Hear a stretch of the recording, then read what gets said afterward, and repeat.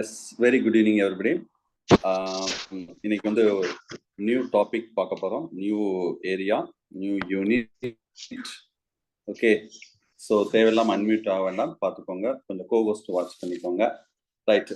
So unit 9 last கிளாஸில் வந்து unit 9 பற்றின ஒரு டீட்டெயில்ஸ் மட்டும் நம்ம கொடுத்துருந்தோம். பர்டிகுலராக யூனிட் 9 வந்து ecology as well as evolution. Okay, unit 9 வந்து ஈகாலஜி அண்ட் எவல்யூஷன். இதுல வந்து ஃபர்ஸ்ட் வந்து ஈகாலஜி தான். யூனிட் 9ல வந்து பார்ட் 1 அப்படின்னு சொல்றோம் பாத்தீங்களா. பார்ட் 1 வந்து ஆல்மோஸ்ட் என்விரான்மெண்டல் பயாலஜி ரிலேட்டடா தான் வரும். 8th யூனிட்ல பார்ட் 3 அதுலயும் ஈகாலஜி ரிலேட்டடா தான். சரி, ரைட். ஸோ இதுல ஏற்கனவே லாஸ்ட் கிளாஸ்ல நம்ம சிலபஸ் டிஸ்கஸ் பண்ணோம். Zoogeography of Indian wild animals all mammals, particular mammals தான் சொல்றாங்க. சரியா? அது மாதிரி Indian primates and natural resource, wild life protection act, wild life இல்லை சாங்சுரிஸ், நேஷனல் பார்க், பர்டிகுலர் நம்ம சிலபஸ்ல சாங்சுரிஸ் இன் தமிழ்நாடு. சரி, இதுல எல்லாமே வரும். மாங்க்ரூவ்ஸ் அந்த இது எல்லாமே வரும். அண்ட் பொல்யூஷன் ரிலேட்டடா இதுல பார்க்க போறோம். அண்ட் பேட்டர்ன் ஆஃப் பிஹேவியர்ல இன்ஸ்டிங் அண்ட் லேர்னிங் பிஹேவியரை பத்தி பார்க்க போறோம். And social behaviour, social organisation also. So social behaviour in மேமல்ல ரெண்டு முக்கியமான topic, aggression as well as courtship behaviour. இது ரெண்டு டிஸ்கஸ் பண்ண போறோம். இதான் வந்து ஆக்சுவலா என்விரான்மெண்டல் பயாலஜியில் உள்ள சிலபஸ். அதில் ஃபர்ஸ்ட் டாபிக் வந்து unit 9 part 1 ecology. First topic zoogeography. அதுலயே மீனிங் இருக்கு, ஜூசியோகிராஃபி அப்படின்னு. ஏன்னா லாஸ்ட் கிளாஸ்ல வந்து நம்ம 8th யூனிட் லாஸ்ட் டாபிக் ஒரு டாபிக் பார்த்தோம், பயோ ஜியோ கெமிக்கல் சைக்கிள். அதுலயே மீனிங் சொன்னேன். அதே மாதிரி ஜூசியோகிராஃபி. ஜூசியோகிராஃபி is a science that deals with distribution of animal on the earth. ஜூனா என்னது? அனிமல். ஜியோனா என்னது? எர்த். கிராஃபி, எர்த்ல எங்கெங்க அனிமல், என்னென்ன அனிமல்ஸ் எங்கெங்க டிஸ்ட்ரிபியூட் ஆயிருக்கு, அதை பத்தின ஒரு ஸ்டடிஸ் தான், சயின்ஸ் தான் நம்ம ஜூசியோகிராஃபி அப்படின்னு சொல்றோம். Study of that particular distribution of animals of the past. அது வந்து ஜியாலஜிக்கல் டிஸ்ட்ரிபியூஷன் சொல்லுவோம். Geological distribution. சரி, எங்கெங்க எப்படி இருந்தது. So study about the distribution of animal in the different habitats. அது ஈகாலஜிக்கல் டிஸ்ட்ரிபியூஷன் சொல்லுவோம். ஒரு இடத்துல இன்னொரு இடத்துக்கு டிஃப்ரெண்டா இருக்கும் ஈகாலஜிக்கல். இதுல வந்து மெயினா வந்து மெரைன் ஈகோசிஸ்டம், அது மெரைன் ஹேபிடேட், ஃபாரஸ்ட் ஒரு ஈகோசிஸ்டம், அதுல பாண்டு, இந்த மாதிரி நிறைய இருக்கு. So study about the distribution of animal in the different continents. நம்ம இந்தியா மட்டும் கிடையாது, நம்ம தமிழ்நாடு மட்டும் கிடையாது, டோட்டல் வேர்ல்டு, அது உலகம் ஃபுல்லா உள்ள கான்டினென்ட், அந்த டிஸ்ட்ரிபியூஷன் ஆஃப் அனிமலை பத்தி படிக்கிறதா ஜூசியோகிராபிக்கல் டிஸ்ட்ரிபியூஷன் அப்படின்னு சொல்றோம். சரியா? ஸோ ஆக்சுவலா இதுல வந்து 4 pattern of the distribution is that. Totally 4 பேட்டர்னா பிரிக்கிறாங்க. ஒன்னு வந்து a continuous distribution, 2 discontinuous distribution, 3rd parallel distribution, 4th வந்து endemic, அது isolated distribution. மொத்தம் 4 கேட்டகரியா பிரிக்கிறாங்க. சரியா? So the distribution of animal throughout the earth. நாளை முதல் என்னென்ன சொல்லிட்டு பிறகு உள்ள போவோம். அதாவது எர்த்துல உலகத்துல எங்கனாலும் அந்த அனிமல் இருக்கும். அந்த மாதிரி இருக்கிறத நம்ம இந்த கண்டினியூஸ் டிஸ்ட்ரிபியூஷன், அதை காஸ்மோபாலிட்டன் டிஸ்ட்ரிபியூஷன் கூட சொல்லுவாங்க. நீங்க நல்ல ஒரு எக்ஸாம்பிள் வந்து இந்த க்ரோ, காக்கா வந்து அமெரிக்கால இருக்கும், ஆஸ்திரேலியா இருக்கும், எல்லா இடத்துலயும் இருக்கும். அந்த பரமேசியம் ஆல்சோ லைக் தட். சரி, அப்ப இதுதான் நம்ம என்ன சொல்றோம், உலகத்துல இல்லாத எந்த காண்டினென்ட், எந்த ஊரா இருந்தாலும் சரி சில அனிமல்ஸ் இருக்கும். அந்த டிஸ்ட்ரிபியூஷன் தான் நம்ம வந்து continuous distribution or cosmopolitan distribution அப்படின்னு சொல்லுவோம். ரைட். அது டிஸ்கண்டினியூஸ் டிஸ்ட்ரிபியூஷன் ஆஃப் அப்படின்னா அது என்ன சொன்னா, the distribution of animals in widely separated area.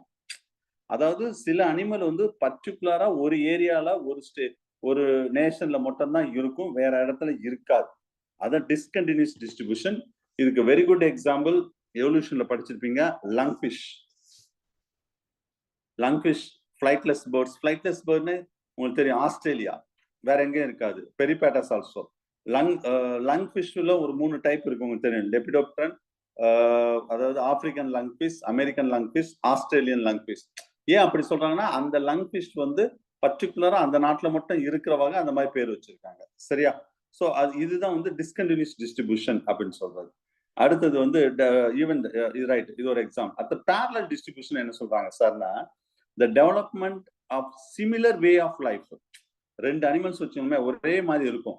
Similar adaptation by the different group of animals. It's living in the different geographical area. வேற வேற geographical area பேரலா அதோடைய கேரக்டரிஸ்டிக்ஸ் ஃபீச்சர்லாம் இருக்குமா. இதுக்கு பார்த்தா பேரலல் டிஸ்ட்ரிபியூஷன். எக்ஸாம்பிள் வந்து மார்சூப்பியல் மேமல்ஸும் பிளாசண்டல் மேமல்ஸும் இதுக்கு எக்ஸாம்பிளா சொல்லலாம்னு சொல்றாங்க. சரியா, ரைட். ஸோ நெக்ஸ்ட் வந்து எண்டமிக், எண்டமிசம் ஆர் எண்டமிக் அப்படின்னு சொல்லலாம். Isolated distribution. இது என்ன sir?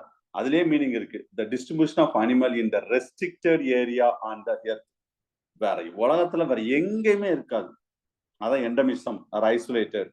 So these species exhibit that restricted distribution தான் நம்ம எண்டமிக் ஸ்பீசிஸ்னே சொல்றோம். அந்த மாதிரி ஸ்பீசிஸை எண்டமிக் ஸ்பீசிஸ் சொல்றோம். சரியா, இந்த 4 கேட்டகரியா வந்து டிஸ்ட்ரிபியூஷன் இருக்குது மொத்தம். நான் வேர்ல்ட் லெவல்ல சொல்றேன். So study of the distribution of fauna and flora. Fauna அப்படின்னு என்ன மீனிங்னா தெரிஞ்சுக்கோங்க, அனிமல்னு அர்த்தம், டெக்னிக்கல் டேர்ம். ஃப்ளோரானா பிளான்ட்னு அர்த்தம். சரியா, so the study of the distribution of fauna in the various zones. இதுல மெயினா ஃப்ளோரா நம்ம பார்க்க போறது கிடையாது, ஃபானா மட்டும் தான் பார்க்குறோம். இதுக்கு தான் ஜூ ஜியோகிராஃபி அப்படின்னு சொல்றோம். இதுக்கு பேர் தான் என்னது? Zoo geography. சரியா, so each zone with its, அப்போ ஒவ்வொரு ஜோன்லயும் எப்படி இருக்கும், ஒவ்வொரு ரீஜன்ல எப்படி இருக்கும், கிளைமேட் டிஃப்ரெண்டா இருக்கும், ஃப்ளோரா டிஃப்ரெண்ட், ஃபானா அதான் சொன்னேன். ஒவ்வொரு ஏரியால ஃப்ளோரா வித்தியாசமா இருக்கும், ஃபானா வித்தியாசமா இருக்கும். இப்ப நம்ம ஊர் தமிழ்நாட்டுல ஒரு டைப் ஆஃப் ஃபானா ஃப்ளோரா இருக்கும். அதே இது நம்ம இந்தியாலே பாருங்க டிஃப்ரெண்டா இருக்கும். அப்ப வேற வேற நாடு எப்படி இருக்குன்னு பார்த்துக்கோங்க. இதுக்கு பார்த்தா ஜூ ஜியோகிராபிக்கல் ஜோன் இல்லைன்னா வந்து region, otherwise that is we are called as ரேலம், அந்த மாதிரி சொல்லுவாங்க. அப்ப டோட்டலா வேர்ல்ட்ல எர்த்த வேலஸ் இந்த போட்டிருக்கோம் இல்லையா, வேலஸ் 1976. ஆனா சில புக்ல சார், சாரி 19 கிடையாது, மாற்றி சொல்லிட்டேன், 1876. இது வேணா ஓரமா எழுதி வச்சுக்கோங்க. 1879 இருக்கு சில புக்ல. சரியா, சில புக்ல 89 கொடுத்துருக்காங்க, 86 கொடுத்துருக்கு. நீங்க மேக்ஸிமம் ஆப்ஷன் பார்த்துக்கோங்க. சரியா, இந்த Wallace the earth can divide into the எத்தனை ரீஜன்? 6 ரீஜன். இந்த இருக்கு பாத்தீங்களா, எத்தனை ரீஜன் அது பிரிச்சாருன்னா மொத்தம் 6 ரீஜனா பிரிச்சார். இது டிஆர்பில கேட்டிருக்காங்க, கேட்கலாம். ஸோ வேர்ல்டு வந்து எத்தனை, நம்ம வந்து உலகத்தை 7 உலகம் இருக்கு அப்படின்னு 7 நினைச்சிடாதீங்க. படிக்கலாம், ஏதாவது ஒரு கெஸ்ட் அடிச்சா அப்படித்தான் அடிப்போம். உலகம் அந்த பாட்டியம்மா நம்ம சொல்லி கொடுத்துருப்பாங்க, 7 உலகம் தாண்டி ஒரு கடல் இருக்கும் அப்படின்னு. அப்ப 7 உலகம் இருக்குமோ அப்படின்னு நினைச்சிடாதீங்க. 6 ரீஜன் தான், 6 ரேலம், 6 ஏரியா எப்படி சொல்லலாம். சரியா, அது யாரு சொன்னாங்க, யாரு டிவைட் பண்ணாங்கன்னா வேலஸ். இயர் பார்த்துக்கோங்க. சரி, இதுல அந்த 6 ரீஜன் என்னென்ன ரீஜன், இதுலதான் டிஆர்பி கொஸ்டின் வரும். சரி, அப்ப இதுக்கு முன்னாடி நடத்தலாம் வராதான்னு கேட்கக்கூடாது. சரியா, இதெல்லாம் ஒரு இன்ட்ரோடக்ஷன். இது எப்படி படிக்கணும் அப்படின்னு மட்டும் தான் நான் சொல்லியிருக்கேன். இதுல பயங்கரமா எக்ஸ்பிளனேஷனுக்குலாம் ஒன்றும் கிடையாது. எப்படி கொஸ்டின் வரும், எப்படி நீங்க படிக்கணும், அதுதான் நான் முதல்ல சொல்லிட்டு பிறகு உள்ள போறேன். ஃபர்ஸ்ட் இந்த 6 ரீஜன். சரியா, இந்த 6 ரீஜன் வந்து இந்த வேர்ல்டு மேப், உலகம் வரைபடம், நான் இதுல மென்ஷன் பண்ணிருக்கேன் பாத்தீங்களா, டயக்ராம். நம்ம மெட்டீரியல் நான் பேஜ் நம்பர் 3லயும் கொடுத்துருக்கேன். நானே மேனுவலா ரவுண்ட் பண்ணிருப்பேன், 1 2 3 4 அப்படின்னு போட்டு ரவுண்ட் பண்ணிருப்பேன். சரியா, இதுல நீங்க படிக்க வேண்டிய விஷயத்த சொல்லிடுறேன். மொத்தம் 6 ரீஜன், என்னென்ன ரீஜன் தெரிஞ்சுக்கோங்க. நெக்ஸ்ட், ஒவ்வொரு ரீஜன்லயும் என்ன ஸ்பெஷல், இல்ல அதுக்கு முன்னாடி எந்தெந்த நாடுலாம் அந்த ரீஜன்ல இருக்கு, இதுதான் ரொம்ப முக்கியம். இதுதான் கொஸ்டின், டிஆர்பி கொஸ்டின். ஒரு ரீஜன் நான் வந்து ஒரு சும்மா ஒரு ஹிண்ட் மாதிரி கொடுக்க, அப்போ ஒவ்வொரு ரீஜனும் நான் எக்ஸ்பிளைன் பண்ணும்போது நீங்க அண்டர்ஸ்டாண்ட் பண்ணிக்கிறீங்க. ஓகே, ஸோ ஒவ்வொரு ரீஜன்லயும் என்னென்ன நாடுகள்லாம் அந்த ரீஜன்ல இருக்கு, நம்பர் 1. நெக்ஸ்ட், அந்த ரீஜன்ல என்ன ஸ்பெஷல் கேரக்டரிஸ்டிக்ஸ் ஃபீச்சர், ஒரு சிறப்பான சில பண்புகள் இருக்கும், தமிழ்ல சொன்னா. அது அந்த ரீஜன்ல தவிர வேற எந்த ரீஜன்ல அந்த பண்புகள், அந்த கேரக்டரிஸ்டிக் ஃபீச்சர் இருக்காது. அதை நல்லா பார்த்துக்கணும். அதே மாதிரி ஃப்ளோராவும் கொடுத்துருப்பேன், ஃபானாவும் கொடுத்துருப்பேன். பேர் சொல்லிட்டு ஃப்ளோராவா, அது அனிமல்ஸ் ஒன்னு ஒன்னா ஒரு 10-15 அனிமல்ஸ் கொடுத்துருந்தா அதை அப்படியே ரீட் பண்ணலாம் மாட்டேன். அது இப்ப ஃப்ராக், குரக்கடைலு, அப்படி பைத்தானு, டாகு, அப்ப பேரட் ரீட் பண்ணி டயத்தை வேஸ்ட் பண்ணலாம், அது நீங்களே பாத்துக்கணும். அதுல ஏதாவது டிஃப்ரெண்டான சில அனிமல்ஸ் இருக்கும். சும்மா இந்த குரக்கடையில பைத்தானு பேரட் டாக் பீஜன் இதெல்லாம் கேட்க மாட்டாங்க. ஏதாவது வித்தியாசமா இருக்கான்னு பார்க்கணும் அந்த அனிமல் குரூப்ல. என்னது நான் சொல்றேன், அந்த ஏரியா வரும்போது சொல்றேன். ஃபார் எக்ஸாம்பிள் எப்படி சொல்றது, யா ஃபிளைட்லெஸ் பேர்ட், அது அது அந்த ரீஜனை நல்லா பார்த்துக்கணும். ஏன்னா வேற எந்த ரீஜன்ல இருக்கக்கூடாது. எக்லேயிங் மேமல்ஸ் பர்டிகுலர் சில ரீஜன்ல மட்டும்தான் இருக்கும், வேற எந்த ரீஜன்ல இருக்காது.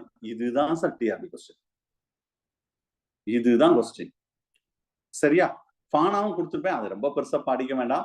சரியா? நெக்ஸ்ட் இன்னொன்று ரொம்ப முக்கியம், ஒரு ரீஜன் நான் இப்ப வந்து எக்ஸாமுக்கு எப்படி வரும், அது எப்படி படிக்கணும்னு முதல்ல சொல்லிட்டாவே நீங்க படிச்சிருவீங்க. அதுதான் டியூட்டர் நானு. சரியா?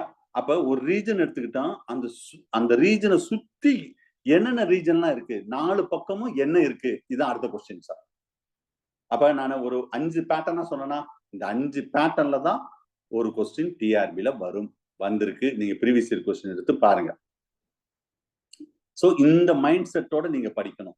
இப்ப நான் ஒவ்வொரு ரீஜன் சொல்லும்போது இப்ப நான் சொன்னது எல்லாத்தையும் நான் திரும்ப ரீகால் பண்ணுவேன். Okay right. சோ ஃபர்ஸ்ட் மொத்தம் 6 region. What are the region?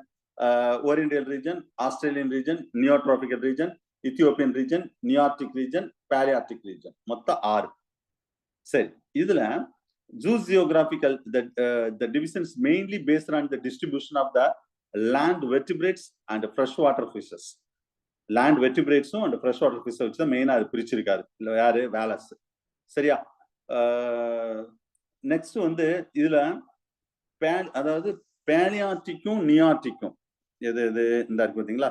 பேலியார்டிக்கும் நியோட்ராபிக்கல் அப்படின்னு இருக்குது, இல்ல நியார்டிக் இந்த இருக்கு நியார்டிக் ரீஜன்.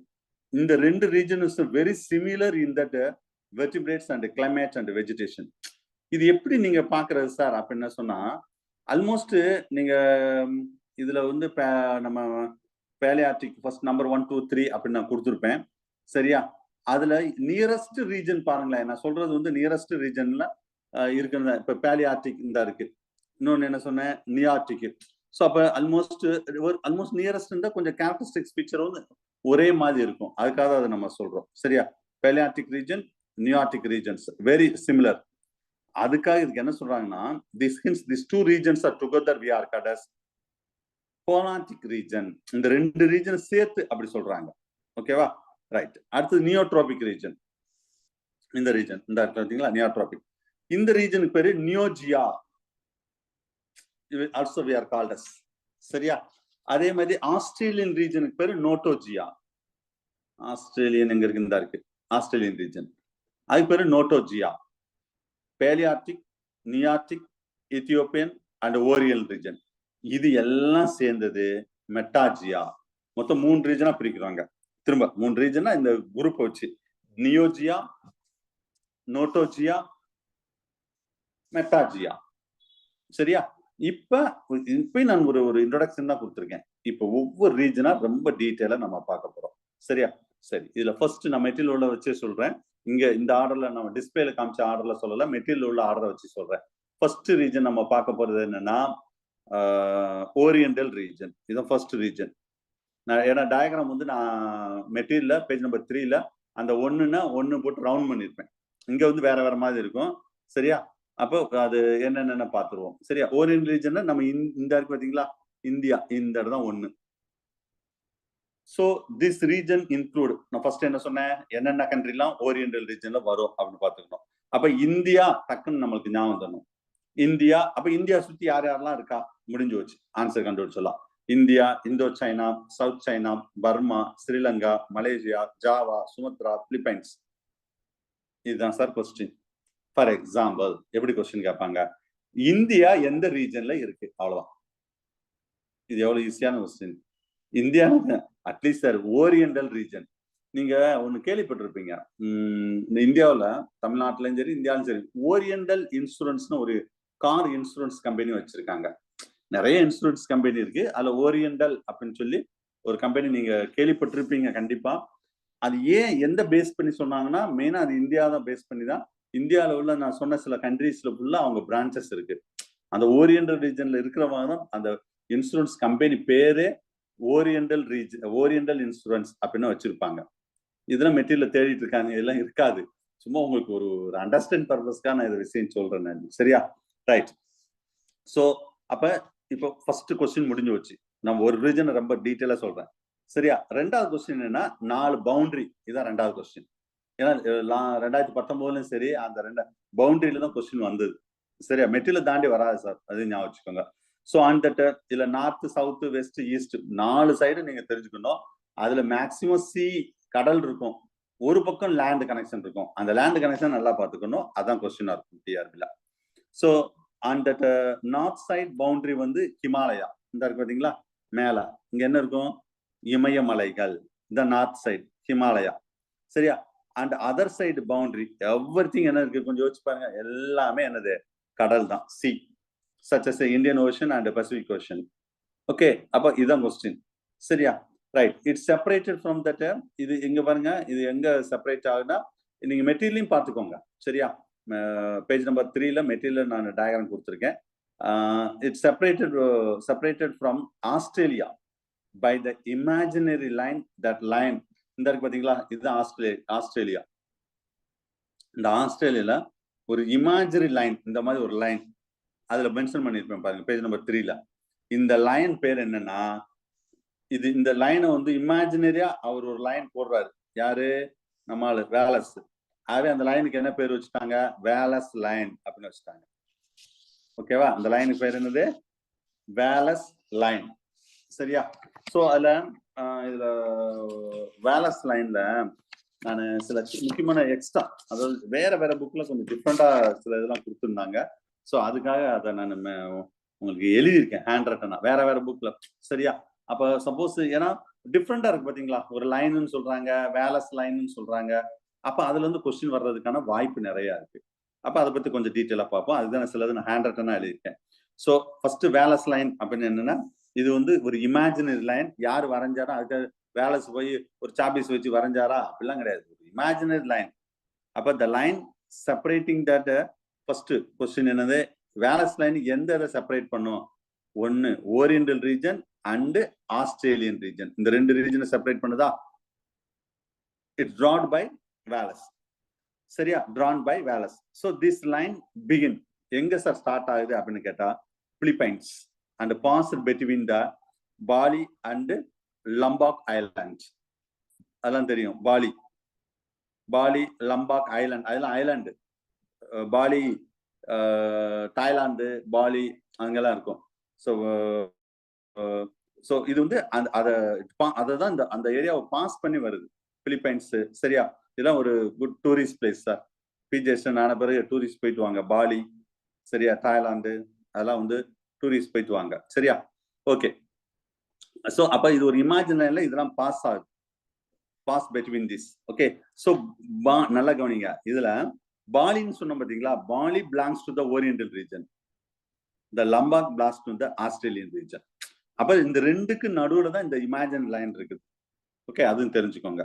அப்ப this two geographical region which is separated by high mountain range. இதான் கொஸ்டின் சார், இதான் கொஸ்டின். ஒரு ஹை மவுண்டைன் ரேஞ்சு, அதாவது உலகத்துல உள்ள நல்லா கவனிங்க, ஒரு 2 ரீஜன் ஒரு ஹை மவுண்டைன் ரீஜன் மூலம் செப்பரேட் பண்ணுது. அந்த ரீஜன் பேர் என்ன? இதான் கொஸ்டின். நீங்களே நான் என்ன சொன்னேன்? நான் 3 பக்கமும் கடல்னு சொல்லிட்டேன், சி. அப்ப ஒரு பக்கம் தான் என்னது? மவுண்டைன். சரி, அப்ப நம்ம இந்தியா என்ன ரீஜனு? ஒண்ணு வந்து ஓரியண்டல் ரீஜன். அப்ப இது அடுத்த ரீஜன் இங்க இப்ப இமயமலை இருக்குது. அதுக்கடுத்து யார் இருப்பா? இங்க யாரு சொல்லுங்க? சைனா. அப்ப இங்க என்ன ரீஜன்? இது பேலியார்டிக் ரீஜன். இதான் சார் கொஸ்டின். நான் ஏற்கனவே சொல்லிட்டு எது டிஃப்ரெண்டா இருக்கும் அதான் கொஸ்டின் கேட்பாங்க. ஸோ வேற எந்த ரீஜனும் ஒரு மவுண்டைன் வந்து செப்பரேட் பண்ணாது. நீங்க எந்த ரீஜன் வேணா நீங்க கடல் செப்பரேட் பண்ணும், மவுண்டைன் ரீஜன் செப்பரேட் பண்ணாது. ஸோ இப்படி டிஃப்ரெண்டா இருக்கு பாத்தீங்களா, இதுதான் கொஸ்டின். நீங்க படிக்கும் போதே கொஸ்டினை செலக்ட் பண்ணிடணும் sir.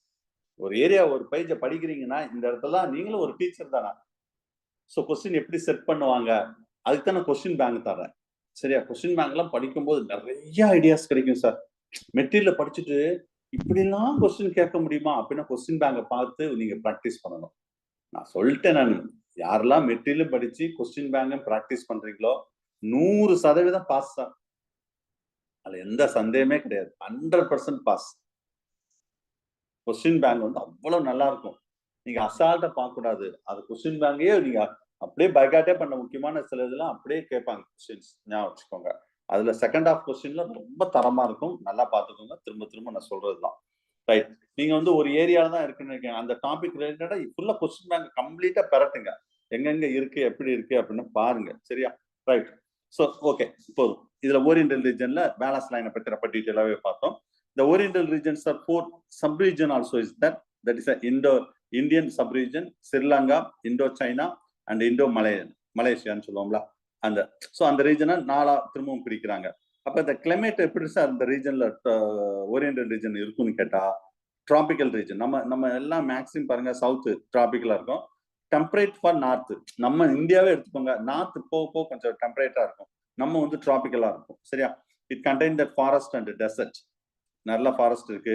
The fauna of the Oriental regions closely resemble to the Ethiopian region. Almost வந்து அந்த ஈத்தியோப்பியன் ரீஜன் க்ளோஸா ரிலேட்டடா இருக்கும். ஏன் சார்னு சொன்னா இந்த இருக்கு பாத்தீங்களா, ஆக்சுவலி ஈத்தியோப்பியன் ரீஜன் வந்து எங்க இருக்குன்னா இந்த ஏரியா ஓகேவா. அப்ப நம்ம ஒரு காலத்துல இது ரெண்டுலயும் கனெக்ஷன் இருந்துச்சு, அந்த ஓரியண்டலுக்கும் ஈத்தியோப்பியனுக்கும். சரியா? சோ அப்ப அதன் மூலம் தான் அனிமல்ஸ் கொஞ்சம் சிமிலர் கேரக்டர் இருக்கு அப்படின்னு சொல்றாங்க. So hence the two regions are together in the paleotropical regions அப்படின்னு சொல்றாங்க. So next fauna will be included. Page number 3ல என்னென்ன fauna-ன்னு சொல்லி ஒரு பெரிய லிஸ்ட் கொடுத்துருக்கேன். அதை நீங்க பாத்துக்கோங்க. ஒன்னொன்னா நான் ரீட் பண்ணி டயத்தை வேஸ்ட் பண்ண விரும்பலாம். Right. Second page number 4 Australian region. So this regions are called Notogaea. நான் ஏற்கனவே சொல்லிட்டேன், ஆஸ்திரேலியன் ரீஜன்ல ஆஸ்திரேலியா வந்து ஒரு தீவு மாதிரி இருக்குன்னு சொன்னேன்.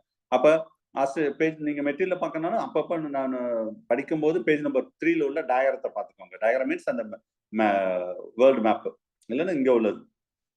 இது வந்து என்ன ரெண்டாவது ரீஜன் வந்து என்னது, ஆஸ்திரேலியன் ரீஜன். ரெண்டாவது எங்க சொல்லலாம், இந்த இடத்துல இதுதான் ரெண்டாவது ஆஸ்திரேலியன் ரீஜன். அப்ப ஆஸ்திரேலியான்னு வச்சுக்கோங்க, ஆஸ்திரேலியா, நியூகினியா, நியூசிலாந்து, டாஸ்மேனியா இது எல்லாமே வரும். இதுல என்ன ஸ்பெஷல் பாருங்க, இதுதான் question, TRP question. Australian regions are no land connection with the other region. இதுதான் சார் கொஸ்டின். மற்ற எல்லா ரீஜன்லயும் 3 பக்கம் கடலா இருந்தா ஒரு பக்கம் லேண்ட் கனெக்ட் ஆயிருக்கும் ஏதோ ரீஜனோட. ஆனா ஆஸ்திரேலியா ஒரு தீவு, ஒரு ஐலண்டு. ஆனா ஒரு காலத்துல ஆஸ்திரேலியாலாம் என்னது இப்படி எல்லாம் கனெக்ஷன் இருந்துச்சான் ஒரு காலத்துல. சரியா? இப்ப அது அப்படியே சப்மர்ஜ் ஆகி அப்படியே தீவா மாறிடுச்சு. அப்ப இதெல்லாம் கேட்கறதுக்கு அப்ப 6 ரீஜன்ல எந்த ரீஜன் வந்து சுத்தி எந்த லேண்ட் கனெக்ஷன் இல்லாம இருக்கு அப்படின்னா கேட்கலாம் question. So Australian regions R separated from that. எங்க நான் சொல்றேன் பாத்தீங்களா, ஓரியன் ரிலீஜன்ல இருந்தா செப்பரேட் ஆயிருக்கு. எப்படி செப்பரேட் பண்றாருன்னு இந்த வேலஸ் லைன் மூலம் அவர் செப்பரேட் பண்றாரு. அப்ப climates are partly is temperate, partly is டிராபிக்கலா இருக்குமா. Australian regions are characterised absence of eutherian mammal. இதுதான் சார் கொஸ்டின். பாத்தீங்களா, நான் சொன்னல ஸ்பெஷல் கேரக்டரிஸ்டிக்ஸ் ஃபீச்சர். ஏதாவது ஒரு ரீஜன்ல வித்தியாசமான பண்புகள் இருந்தால் அதுதான் கேள்வியாக கேட்கப்படும். சோ அப்ப absence of eutherian mammals, presence of prototheria and metatheria. அப்படி தெரியும். Eutheria means true mammal, true placental mammals கிடையாது. இந்த கங்காரு, ஆஸ்திரேலியன் சொன்னாவே கங்காரு. ஃபானா ஃபுல்லா பாத்துக்கோங்க என்னென்ன இருக்குன்னா, எக்லைங் மேமல்ஸ் அதெல்லாம் எழுதா இருக்கு. சரியா? ரைட். அடுத்தது மூணாவது வந்து நியோட்ராபிக்கல் ரீஜன். மூணாவது region. Third region neotropical region. டயக்ராத்துல நான் எந்த இடத்துல மென்ஷன் பண்ணிருப்பேன், இந்த இடத்துல மென்ஷன் பண்ணிருப்பேன் பாருங்க, 3 அப்படின்னு சொல்லி மென்ஷன் பண்ணிருப்பேன். ஓகே. அப்ப this is Neogaea also we are called as. அப்ப இது என்ன, இந்த மேப்ல பார்த்தாலே இது என்ன சொல்லுவோம், South America, Central America, West Indies and south Mexico, இது எல்லாமே வரும். இங்க வந்து land connection only the north. இந்த இருக்கு பாத்தீங்களா, இங்கதான் லேண்ட் கனெக்ஷன் இருக்கும். அண்ட் ஆல் அதர் சைடு இந்த இருக்குல்ல, இது ஃபுல்லா என்னதான் இருக்கும், சி தான், கடல் தான். நம்ம இந்தியா மாதிரி தான், ஓரியண்டல் மாதிரி தான். It has a tropical climate. ஆனா இங்க வந்து நான் என்ன சொன்னேன், இந்தியாவில ஒரு மவுண்டன், பெரிய இமயமலை செப்பரேட் ஆயிருக்கும். இங்க அப்படிலாம் கிடையாது, ஜஸ்ட் லேண்ட் கனெக்ஷன் தான். சரியா? ஸோ டிராபிக்கல் கிளைமேட்டா இருக்கும். நெக்ஸ்ட் நியோட்ராபிக்கல் ரீஜன்ல டெசர்ட் இஸ் ஆப்சன்ட். இதுதான் சார் கொஸ்டின். எந்த ரீஜன்ல டெசர்ட்டே இருக்காது, பாலைவனமே இருக்காத ரீஜன். சரியா? சோ அப்ப எந்த ரீஜனு, நியோட்ராபிக்கல் ரீஜன். சரியா? அது மாதிரி திக் ஃபாரஸ்ட்ல இங்கதான் இருக்கு, திக் ஃபாரஸ்ட். ஓகே. ஃபானா ஃபுல்லா நீங்க என்னென்னு பாத்துக்கோங்க. அடுத்து நாலாவது ரீஜன் வந்து இத்தியோப்பியன் ரீஜன், ஃபோர்த் ரீஜன். டயரத்துல இந்த இடத்துல மென்ஷன் பண்ணியிருப்பேன் பாருங்க, ரவுண்ட் பண்ணியிருப்பேன். இதே இத்தியோப்பியன். அப்ப உங்களுக்கு தெரியும். So along with that palearctic, nearctic, oriental region. அப்ப இந்த மூணு சேர்ந்ததான் மெட்டாஜியா. அப்ப என்னென்ன நாடெல்லாம் இத்தியோப்பியா ரீஜன்ல வரும்னா ஆப்பிரிக்கா, மடகாஸ்கர், சவுத் அரேபியா, சரியா, இந்த மெயினா அந்த இது ஃபுல்லா வரும்.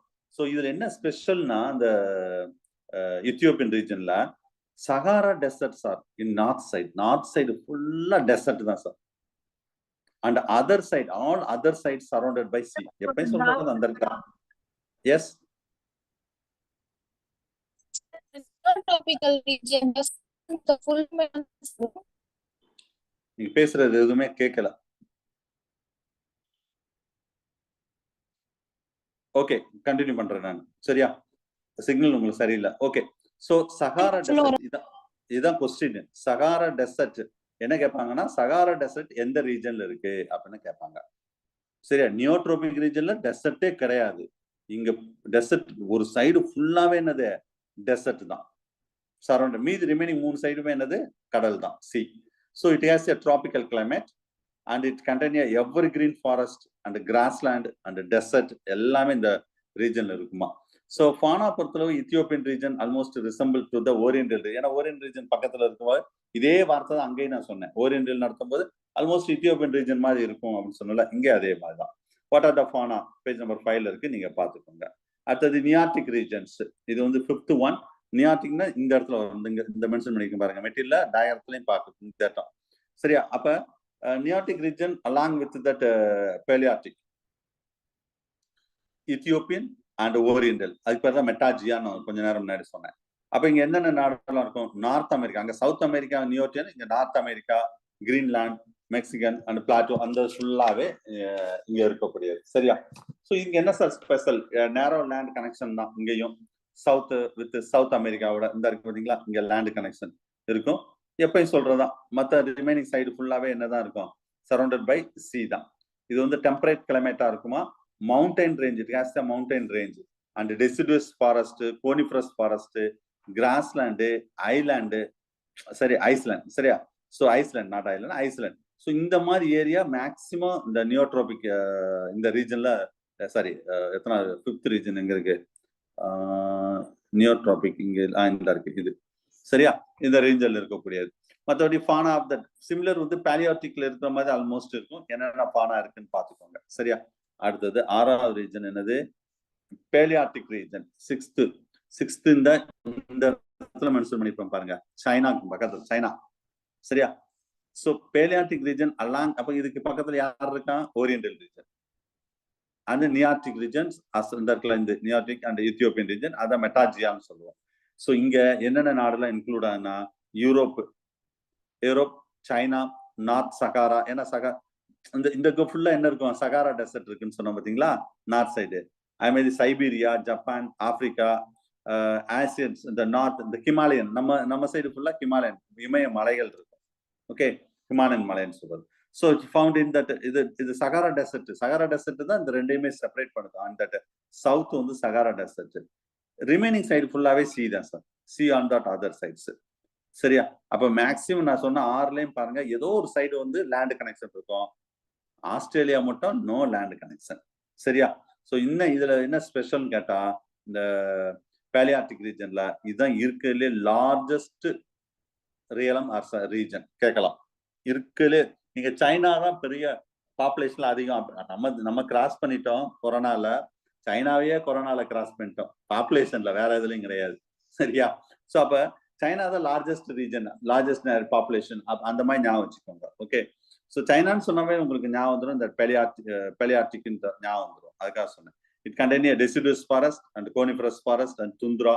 அதெல்லாம் வந்து special characteristics feature of that palearctic regions. Okay, fauna என்னென்ன ஃபானான்னு சொல்லிட்டு நீங்க பாத்துக்கோங்க. Okay, right. நான் ஏற்கனவே சொல்லிட்டேன் எப்படி கொஸ்டின் வரும், அந்த மாதிரி நீங்க அதை ப்ரிப்பேர் பண்ணணும். அதான் இதுல உள்ள special. Right, so next zoo geography and evolution. Okay, right. இப்போ இதுல ஜூ ஜியோகிராஃபி அண்ட் எவல்யூஷன். இந்த ஜூ ஜியோகிராஃபி இந்த எங்கெல்லாம் என்னென்ன அனிமல்ஸ் எப்படி இருந்தது அப்படின்னு தான் நம்ம மெயின் அதில் பார்க்க போறோம். ஜூ ஜியோகிராஃபி அண்ட் எவல்யூஷன் அப்படின்னு சொல்லக்கூடியது. எவல்யூஷன் இது எப்படி வந்து மெயினா வந்து that continuous distribution of animals. இந்த அனிமல் வந்து எப்படி டிஸ்ட்ரிபியூட் ஆயிருக்கு. சரியா, ரைட். ஸோ ஃபர்ஸ்ட் வந்து இதுல Africa, south America, Australia is located in that southern ஹெமிஸ்பியர்ல இருக்கும்னு சொல்றாங்க. வேர்ல்டு ஒரு உலக மேப் எடுத்துக்கிட்டா. And Africa, South America to occupy the same range of the latitude. Both have that same variety of that habitat and jungles and high mountains range, everything are present in that. So both countries are provide that different fauna. Fauna வந்து கொஞ்சம் டிஃப்ரெண்டா இருக்கும். இதுல questions வர கேட்கலாம், நல்லா ஞாபகம் வச்சுக்கோங்க. ஏன்னா எது டிஃப்ரெண்டா இருக்கும் அதான் கொஸ்டின் வரும்னு நான் சொல்லியிருக்கேன். இப்ப ஆப்பிரிக்கா கண்டைன் ஷார்ட் டைல் மங்கி, அதாவது ஷார்ட் டைல்டு ஓல்டு, நம்ம அந்த எவல்யூஷன் ஆஃப் ஹியூமன்ல படிப்பீங்க கண்டிப்பா. ஓல்டு வேர்ல்டு மங்கி அப்படின்னு சொல்லுவாங்க, அதான் short tailed monkey. And anthropoids, apes, as well elephants, camel, as well giraffe and lion, இது ஃபுல்லா ஆப்பிரிக்கால இருக்கும். இதே இது சவுத் அமெரிக்காலன்னா இது எதுவுமே இருக்காதான் சார், ஞாபகம் வச்சுக்கோங்க. சவுத் அமெரிக்கால ஸோ அங்க ஷார்ட் டைம் டெய்ல் மங்கி மாதிரி, இங்க வந்து லாங் டெய்ல் மங்கி. அங்க ஓல்டு வேர்ல்டு மங்கி, இங்க நியூ வேர்ல்டு மங்கி. இது எல்லாமே வந்து நம்ம ஹியூமன் எவல்யூஷன்ல படிப்போம், அந்த ஸ்டெப் பை ஸ்டெப்பா யாருக்கு அடுத்து யார் வந்தான்னு. Monkey and panthers and lemurs அது எல்லாமே சவுத் அமெரிக்கால இருக்குமா. Australia is located and that same latitudes in that fauna of that Australia. இதை ஆஸ்திரேலியா பொறுத்தவரை மார்சூபியல்ஸ் நிறைய இருக்கும் டோட்டலி. பட் இந்த மார்சூபியல் வந்து totally absent from that Africa. ஆப்பிரிக்கால எதுவுமே இருக்காது மார்சூபியல். அப்ப Australia has very few that placental mammals are present. that அதுக்கு ஒரு 2 பேராகிராஃப் இருக்குனால சும்மா நீங்க ஒரு ரீட் பண்ணி விடுங்க போதும். It is believed that's the main group of that modern mammals. It's arose from that north hemisphere. அங்க இருந்து தான் வந்தது அப்படின்னு நினைக்கிறோம், பிலீவ் பண்றோம். The subsequently it's migrated in the 3 major direction. ஒரு 3 மேஜர் டைரக்ஷன்ல தான் அது வந்து அப்படியே மூவ் அனிமல்ஸ் வந்து மூவ் ஆகி போயிருக்கும். பேஜ் நம்பர் 8ல ஒரு டயக்ராம் கொடுத்துருக்கேன் பாருங்க. 3 மேஜர். அதுல south America via that isthmus of Panama, Panama கால்வாய் அப்படின்னு சொல்லுவோம் தெரியுமா. அதுல பேஜ் நம்பர் 8 பாருங்க, மெட்டீரியல்ல பேஜ் நம்பர் 8. சரியா, அதுல இந்த இடத்துல இந்த பிக்சர் கரெக்டா இந்த இடத்துல இருக்கும். சரியா, இதுல இருந்து நேரா நம்மளுக்கு ஆப்பிரிக்கா இப்படி போற மாதிரி போட்டிருப்பாங்க. நெக்ஸ்ட் இதுல இருந்து நெக்ஸ்ட் இப்படி போட்டிருப்பாங்க. நெக்ஸ்ட் இப்படி கீழே வர்ற மாதிரி. ஒரு காலத்துல வந்து எல்லாமே ஒரு லேண்ட் கனெக்ஷன் இருந்துச்சு. சரியா, அப்ப இதுல இந்த 2க்கு நடுவில் நான் சொன்னல, இந்த Australia south and north America. அப்ப இந்த பனாமா கால்வாய்ன்னு சொல்றோம் பாத்தீங்களா, இந்த இஸ்த்மஸ் ஆஃப் பனாமா ஒரு காலத்துல வந்து லேண்ட் கனெக்ஷனா இருந்தது, அது அப்படியே கட் ஆகுது. சரியா, சரி, இதே மாதிரி நிறைய நம்ம சொல்லலாம். நம்ம ஃபுல்லாவே இதுல கொடுத்துருக்கோம், ஒவ்வொரு ரீஜனுக்கும் அந்த பிக்சர்ல பார்த்தாலே உங்களுக்கு அண்டர்ஸ்டாண்ட் ஆகும். And Africa via that estate ஜிம்னாட் with that a break of shortened that bridges of the past. அந்த காலத்துல the Australia via the South East Asia to which that one time it's a connected. நான் சொல்ல ஆஸ்திரேலியாவும் south ஏசியாவும் ஒரு time வந்து land connection இருந்தது. ஏன்னா இப்படித்தான் வந்தது எல்லாமே. இப்ப அது கிடையாது. அந்த பேஜ் நம்பர் 8ல பாருங்க, பேஜ் நம்பர் 8ல அந்த ஆப்பிரிக்கா, யூரோப்பியா, அந்த ஆஸ்திரேலியாவை பாருங்க. அந்த இந்தியால, அதாவது இந்தியாவுக்கு மேல அப்படியே வந்து ஆஸ்திரேலியாவில் பாருங்க, the land bridge connection in that Asia as well as Australia. அப்ப ஏசியால இருந்து தான் ஆஸ்திரேலியா வந்து லேண்ட் கனெக்ஷனே இருந்திருக்கு. எப்படி பனாமா, இஸ்த்மஸ் ஆஃப் பனாமா, அது மாதிரி North America and Asia connection bridge இருந்திருக்கு. அதே மாதிரி ஆப்பிரிக்கா அண்ட் யூரோப் இந்த லேண்ட் பிரிட்ஜ் கனெக்ஷன் இருந்திருக்கு. சரியா, இப்ப நம்ம மக்கள் ஆக்டிவிட்டிஸ் ஆக ஆக பொல்யூஷன் ஆக அது நிறைய என்ன செஞ்சிருச்சு, அப்படியே சப்மர்ஜ் ஆயிடுச்சு. பொல்யூஷன் தான் மெயின் ரீசன். நம்ம தான் ஃபுல்லாவே என்ன செய்ய, லேண்ட் கனெக்ஷன் எல்லாம் வந்து கடலுக்குள்ள போயிடுச்சு. இன் ஃபியூச்சர்ல அப்படித்தான். இன் ஃபியூச்சர்ல வந்து என்ன சொல்றாங்க, 100 வருஷம், ஒரு 200 300 வருஷத்துல 500 வருஷத்துல வந்து இந்த சீசோர் ஏரியால உள்ள எந்த சிட்டியும் இருக்காது. இந்த சென்னை, மும்பை, கொல்கத்தா, சரியா, தூத்துக்குடி, கன்னியாகுமரி, எங்கெங்கெல்லாம் சீசோர் இருக்கோ அது ஃபுல்லா சப்மர்ஜ் ஆயிரும். இலங்கெல்லாம் இருக்கவே இருக்காது. சரியா, அந்த இடத்துல இலங்கெல்லாம் இருக்கவே இருக்காதுன்னு சொல்றாங்க. ஏன்னா இப்படியே போயிட்டு இருந்தா அது நம்ம கண்கூட பார்த்துருக்கோம். இதுக்கு முன்னாடி எப்படி இருந்தது லேண்டு ஃபுல்லா பிரிட்ஜ் மாதிரி. இப்ப எதுவுமே ஃபுல்லாவே தனித்தனியா தீவா இருக்குது. சரி, ரைட், ஓகே. இதெல்லாம் ஜஸ்ட் இன்ஃபர்மேஷனுக்காக சொல்றேன் நான், தெரிஞ்சுக்கோங்க. ரைட், அது பார்த்துக்கோங்க சார். ஆஸ்திரேலியன் ஃபானால the Australians have that marsupial kangaroo, அது ஃபுல்லாவே நீங்க உள்ள விஷயங்கள் தான். சரியா? ரைட். ஸோ இது ஜென்ரலா ஒரு என்னென்ன அனிமல்ஸ் எங்கெங்க எப்படி டிஸ்ட்ரிபியூட் ஆயிருக்கு அப்படின்னு பார்க்கறது தான், வேற ஒன்றும் இல்லை ஸ்பெஷல் கிடையாது. சரியா? ரைட். ஸோ இதே இது இந்தியா ஹேஸ், சரி சார், இது வந்து வேர்ல்ட் லெவல்ல நான் சொல்லியிருக்கேன். அதாவது உலக அளவுல வந்து இந்த மாதிரி மொத்தமான 6 இதா பிரிச்சிருக்காங்கன்னு சொல்றாங்க. இதே இது இந்தியாவில் வந்து அதுக்கான டயக்ராம் சார்ட் கிடையாது நினைக்கிறேன். எஸ், ரிசோர்ஸ்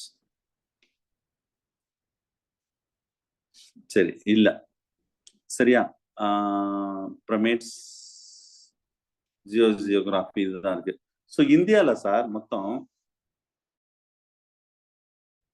ஏன்னா இது வந்து ஐஎஃப்எஸ் எக்ஸாம்ல இந்த கொஸ்டின் வந்துச்சு சார். இந்தியா டெஸ்ட் மெட்டீரியல் இருக்காது. மெட்டீரியல் இருக்காதுன்னு சொல்றதை விட பேசிக் கான்செப்ட் மெட்டீரியல் இருக்கும் சார். நீங்க பேசிக் கான்செப்ட் மெட்டீரியல் எடுத்து பார்த்துக்கோங்க. கொஸ்டின் அதுல ஐஎஃப்எஸ், இந்தியன் ஃபாரஸ்ட் சர்வீஸ், அங்கெல்லாம் இந்த கொஸ்டின் வந்திருக்கு. ஏன்னா நம்ம சிலபஸ் என்னது, ஜூ ஜியோகிராஃபி தான். அப்போ வேர்ல்டு மட்டும் படிக்க கூடாது. சம்டைம் வந்து இந்தியாவில் கேட்டுட்டா, the India has been divided into 10 biogeographic zone. இதுதான் கொஸ்டின் ஆப்ஷன்.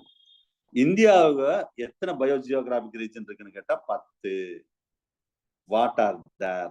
1 2 3. இதுதான் நம்ம பேசிக் கான்செப்ட்ல கொடுத்துருக்கேன், நீங்க பாத்துக்கோங்க. சப்போஸ் கொஸ்டின் கேட்டால் இது கேட்கலாம்.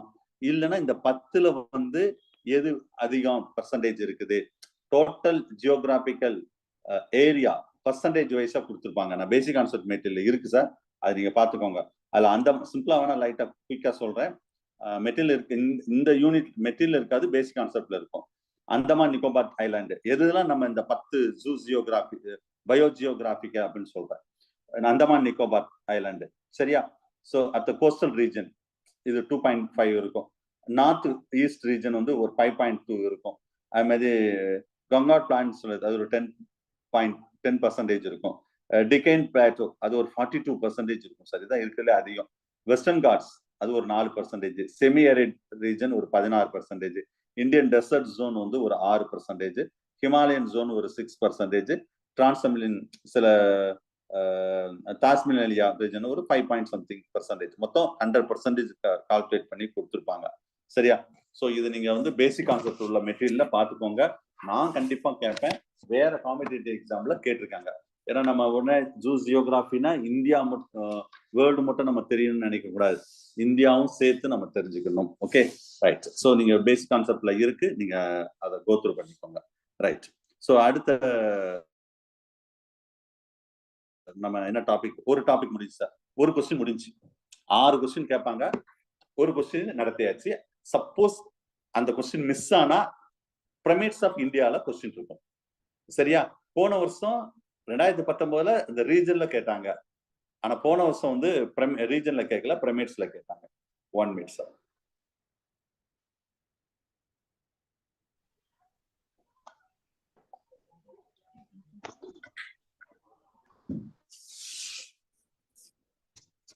ஓகே. சோ அப்ப நெக்ஸ்ட் டைட்டில் நம்ம சிலபஸ் என்னன்னா pyramids of India.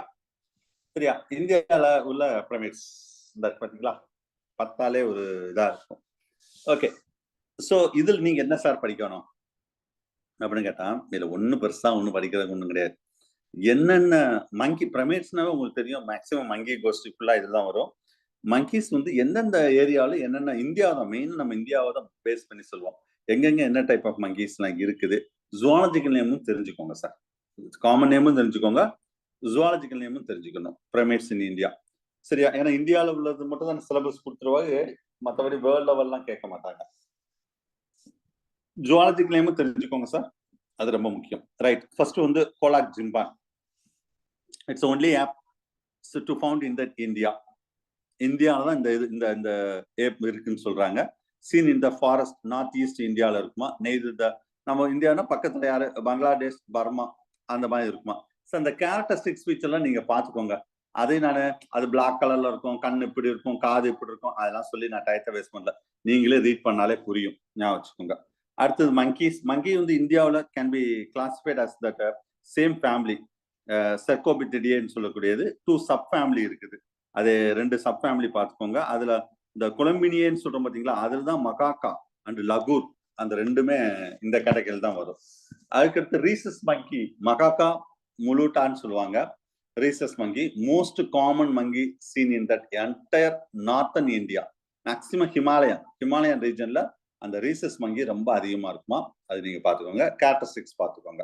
At Burnett மேகாக்கு, இது மகாக்கா ரேடியேட்டான்னு சொல்லக்கூடியது. இது macaque is slightly smaller than rhesus monkey. கொஞ்சம் டெய்ல் வந்து கொஞ்சம் லாங்கா இருக்குமா. இந்த species Macaca is found mainly in that southern part of the இந்தியாவில் அதிகமா இருக்குமா. பர்டிகுலரா இந்த river belt of the Godavari rivers இருக்கு பாத்தீங்களா, அந்த ஏரியாவில் ரொம்ப இருக்குன்னு சொல்றாங்க. கேரக்டரிஸ்டிக்ஸ் ஃபீச்சர் நீங்க பாத்துக்கோங்க. அது அசாம், அதுலேயே வந்துருச்சு மகாக்கா அசாமியஸ்ன்னு சொல்றது. அப்பனா the Macaca that heaviest of all that Macaca found in India. கொஞ்சம் பெருசா இருக்குமா. Found almost the entire Himalayan ரீஜன்ல ஃபுல்லா இருக்கும். மேக்சிமம் இந்த உத்தராஞ்சல், ஐ மீன் இந்த சுந்தரவன காடுகள், ஃபாரஸ்ட், சுந்தரவன ஃபாரஸ்ட்னு சொல்லுவாங்கல்ல, அங்கெல்லாம் நிறைய இருக்கும் அந்த மங்கி, இந்த ஏப். அடுத்தது லைன் டெயில் மங்கி, மகாக்கா சைலூன்னு சொல்லக்கூடியது. இதுல கொஸ்டின் கேட்க வாய்ப்பு இருக்கு. ஏன்னா இது நம்ம ஊர், சரியா. அதாவது mainly found in the Western Ghats. Western காட்ஸ்ல தமிழ்நாடு, கேரளா, கர்நாடகா அது ஃபுல்லா டச் பண்ணும். From the north Karnataka till Kerala. Some area வந்து தமிழ்நாட்டிலையும் இருக்குது. எது? வெஸ்டர்ன் காட்ஸ், சரியா. தமிழ்ல என்ன சொல்லுவோம், மேற்கு தொடர்ச்சி மலையா, மேற்கு தொடர்ச்சி மலை, ரைட். ஸோ அங்க மகாக்கா சைலூரன்ஸ், அதாவது லைன் டெயில் மங்கி, புலிவால் குரங்கு அப்படின்னு கேள்விப்பட்டிருப்பீங்க.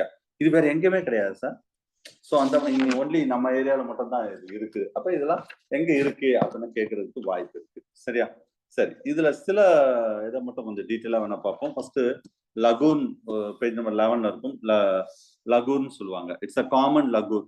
அது ஹனுமன் மங்கின்னு சொல்லுவாங்க சார். இதை வந்து north and western, southern and central India, found இந்த ஹிமாலயன் ரேஞ்சில் அதிகமா இருக்கும், சரியா. Peninsular in India and southern part of the இந்தியாவில் அதிகமா இருக்கும். இது வந்து ஹனுமன் மங்கின்னு சொல்லுவாங்க. மெயின் எனிமி இந்த வேர்ல்டு வந்து லெப்பர் தான். லெப்பர் தான் இதோட மெயின் எனிமியும். கேரக்டரிஸ்டிக்ஸ் நீங்க பாத்துக்கோங்க. அந்த கேப்பட் லகூர் ஒன்று இருக்குது. அது இந்த லகூர்னு சொன்னாவே நீங்க இது மங்கி மாதிரி தான் இருக்கும். எப்படி சொல்றது தமிழ்ல, இந்த தேவாங்கு அப்படின்னு சொல்லுவாங்க தெரியுமா, ஒரு மாதிரி ஒல்லியா மெலிஞ்சு போய் என்னடா இப்படி தேவாங்கு மாதிரி இருக்க, குரங்குதான், அது ஒரு வகையானதுதான். அதுக்குதான் லகூர்னு சொல்லுவாங்க. அதுல நிறைய டைப் இருக்குது, சரியா. இதுல கேப்டு, இந்த கேப் லகூர்ஸ் வந்து found in that Assam to neighbouring area of Bangladesh, the hills upper that Burma, அங்க நிறைய இருக்குமா, சரியா. பர்மா ஏரியால நிறைய இருக்கும். கேரக்டரிஸ்டிக்ஸ் பார்த்துக்கோங்க. கோல்டன் லகூன் ஒன்று இருக்குது. இது வந்து இந்தியா சப்கான்டினென்ட் கோல்டன், பாக்குறதுக்கு இந்த படத்துல காமிக்கு மேல இருக்கு பாத்தீங்களா, கோல்டன் கலர்ல இருக்கும், டாப்ல இருக்கு பாருங்க, கோல்டன் கலர், அதுதான் கோல்டன் லகூன் சொல்லுவாங்க. Found in the forest of மானாஸ்ன்னு உங்களுக்கு தெரியும், சாங்சுரி. அங்க அந்த ஃபாரஸ்ட் ஃபுல்லாவே இது நிறைய இருக்கும். நேஷனல் பார்க் தான், half of which that India, mostly rest of the Bhutan, அந்த ஏரியால நிறைய இருக்குமா. அது மாதிரி நீலகிரி லகூன் இருக்குது. இது வந்து நம்ம ஏரியால இருக்கும் சார். இது found in the Western Ghats from that காங்கூர் region of that till that capture that கார்மோன் சொல்லக்கூடியது. வெஸ்டர்ன் காட்ல ஃபுல்லாவே இந்த நீலகிரி லகூர்ஸ் வந்து இருக்குமா, சரியா. ஸ்லோ லோரிஸ்னு ஒன்று இருக்குது. It's a purely nocturnal animals. இது வந்து நைட் நேரம் மட்டும்தான் ரொம்ப ஆக்டிவா இருக்கும். Found in the forest of Assam, neighbouring the hills of the Bangladesh, Burma, அந்த ஏரியா ஃபுல்லாவே இருக்குமா, சரியா. கேரக்டரிஸ்டிக்ஸ் நீங்க பாத்துக்கோங்க. ஸ்லெண்டர் லோரிஸ்னு ஒன்று இருக்கு. இது சதர்ன் இந்தியால வந்து நிறைய இருக்குன்னு சொல்றாங்க, சரியா.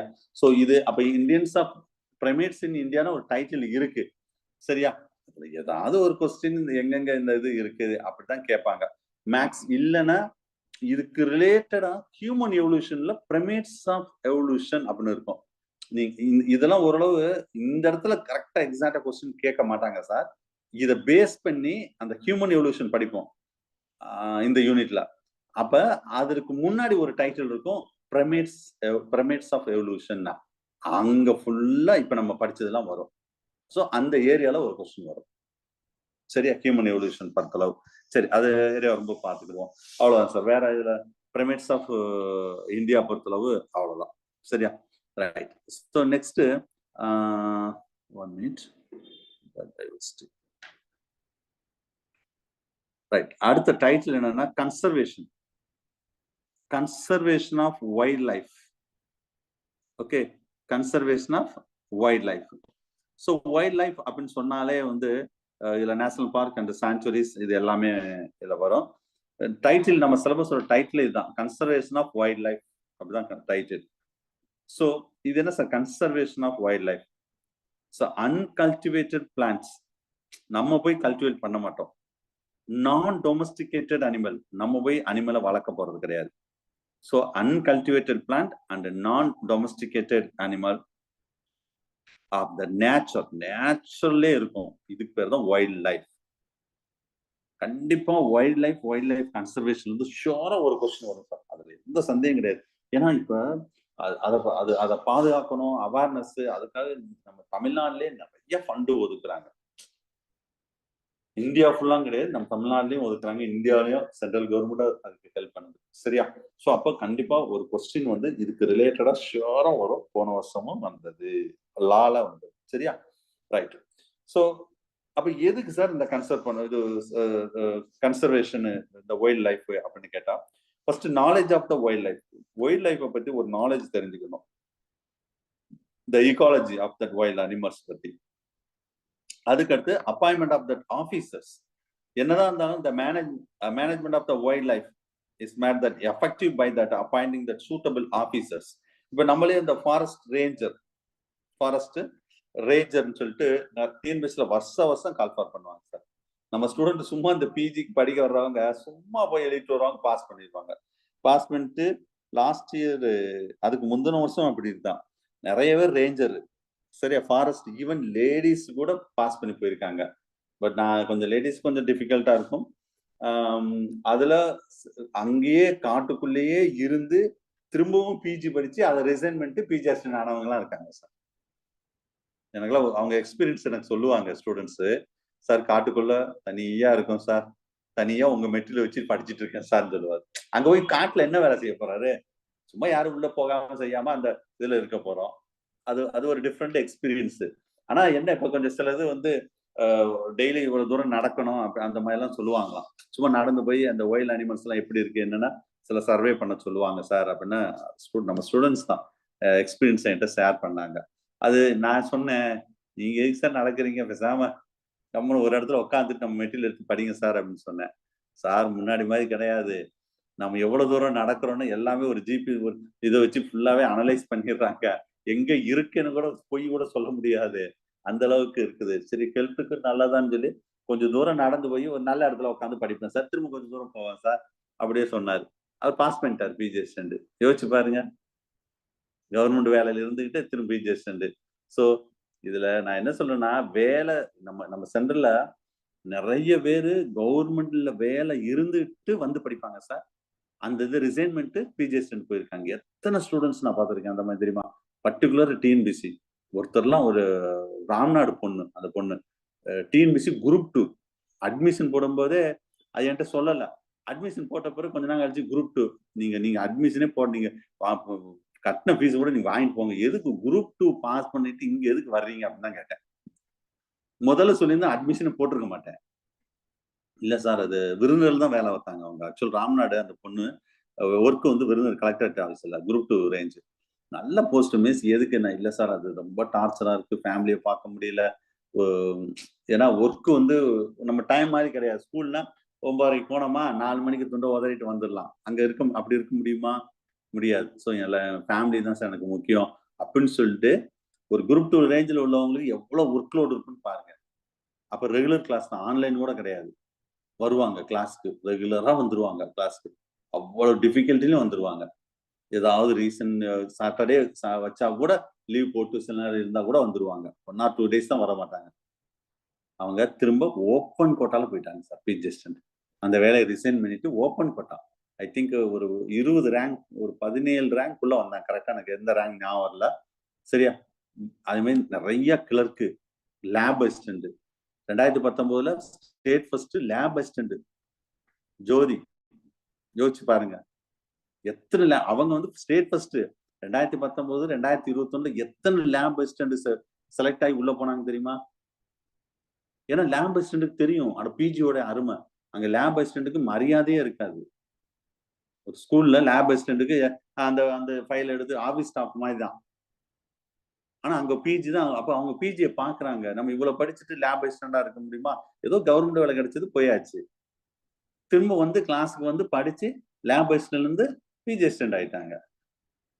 இதெல்லாம் எக்ஸ்பீரியன்ஸ் உங்ககிட்ட நான் சொல்லணும்னா நிறைய சொல்லலாம் சார், நிறைய சொல்லலாம். அத்தனை ஸ்டூடெண்ட் ஃபீட்பேக் எனக்கு இருக்கு.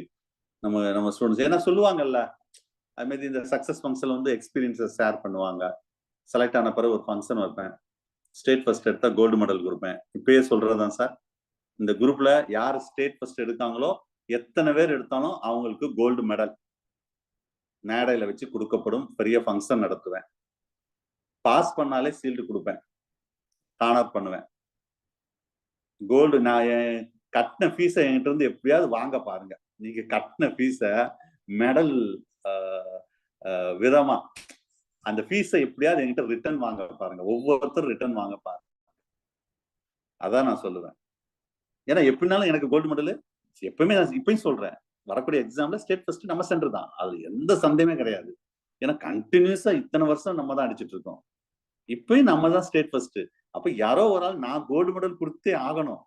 அது 1 2 3 தெரியாது. போன வருஷம் 1, அதுக்கு முந்தின வருஷம் 2, சேம் மார்க் 2 பேர் கோல்டு மெடல் கொடுத்தேன்.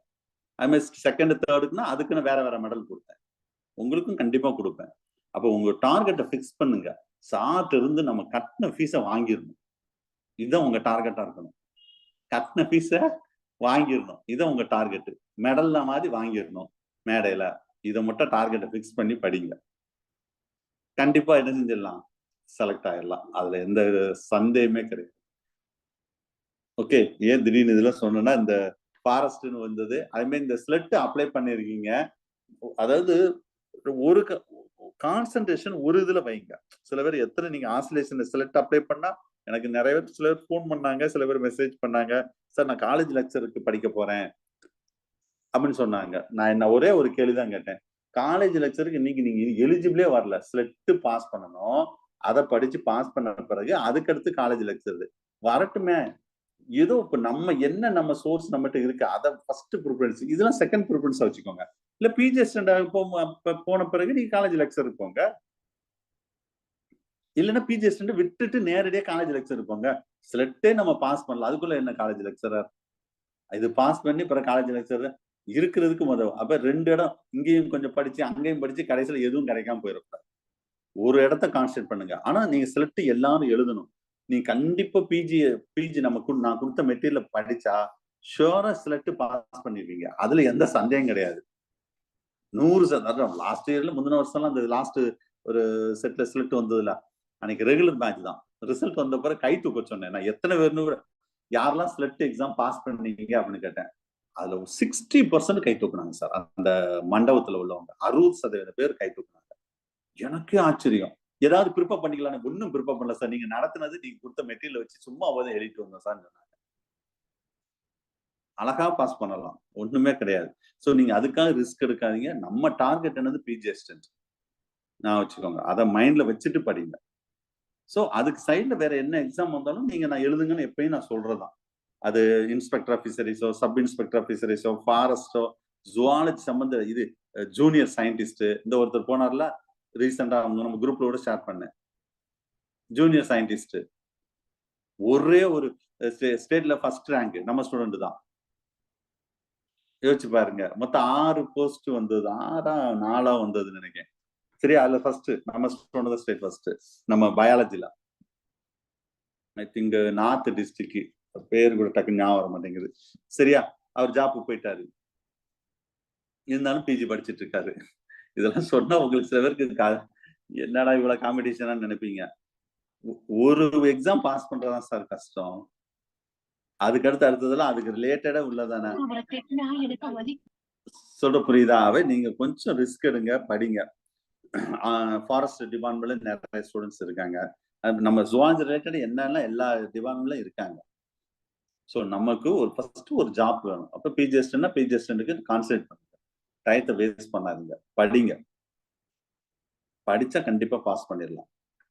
படிக்க ரொம்ப கஷ்டமா இருக்கும் சார். நான் ஓப்பனா சொல்றேன்.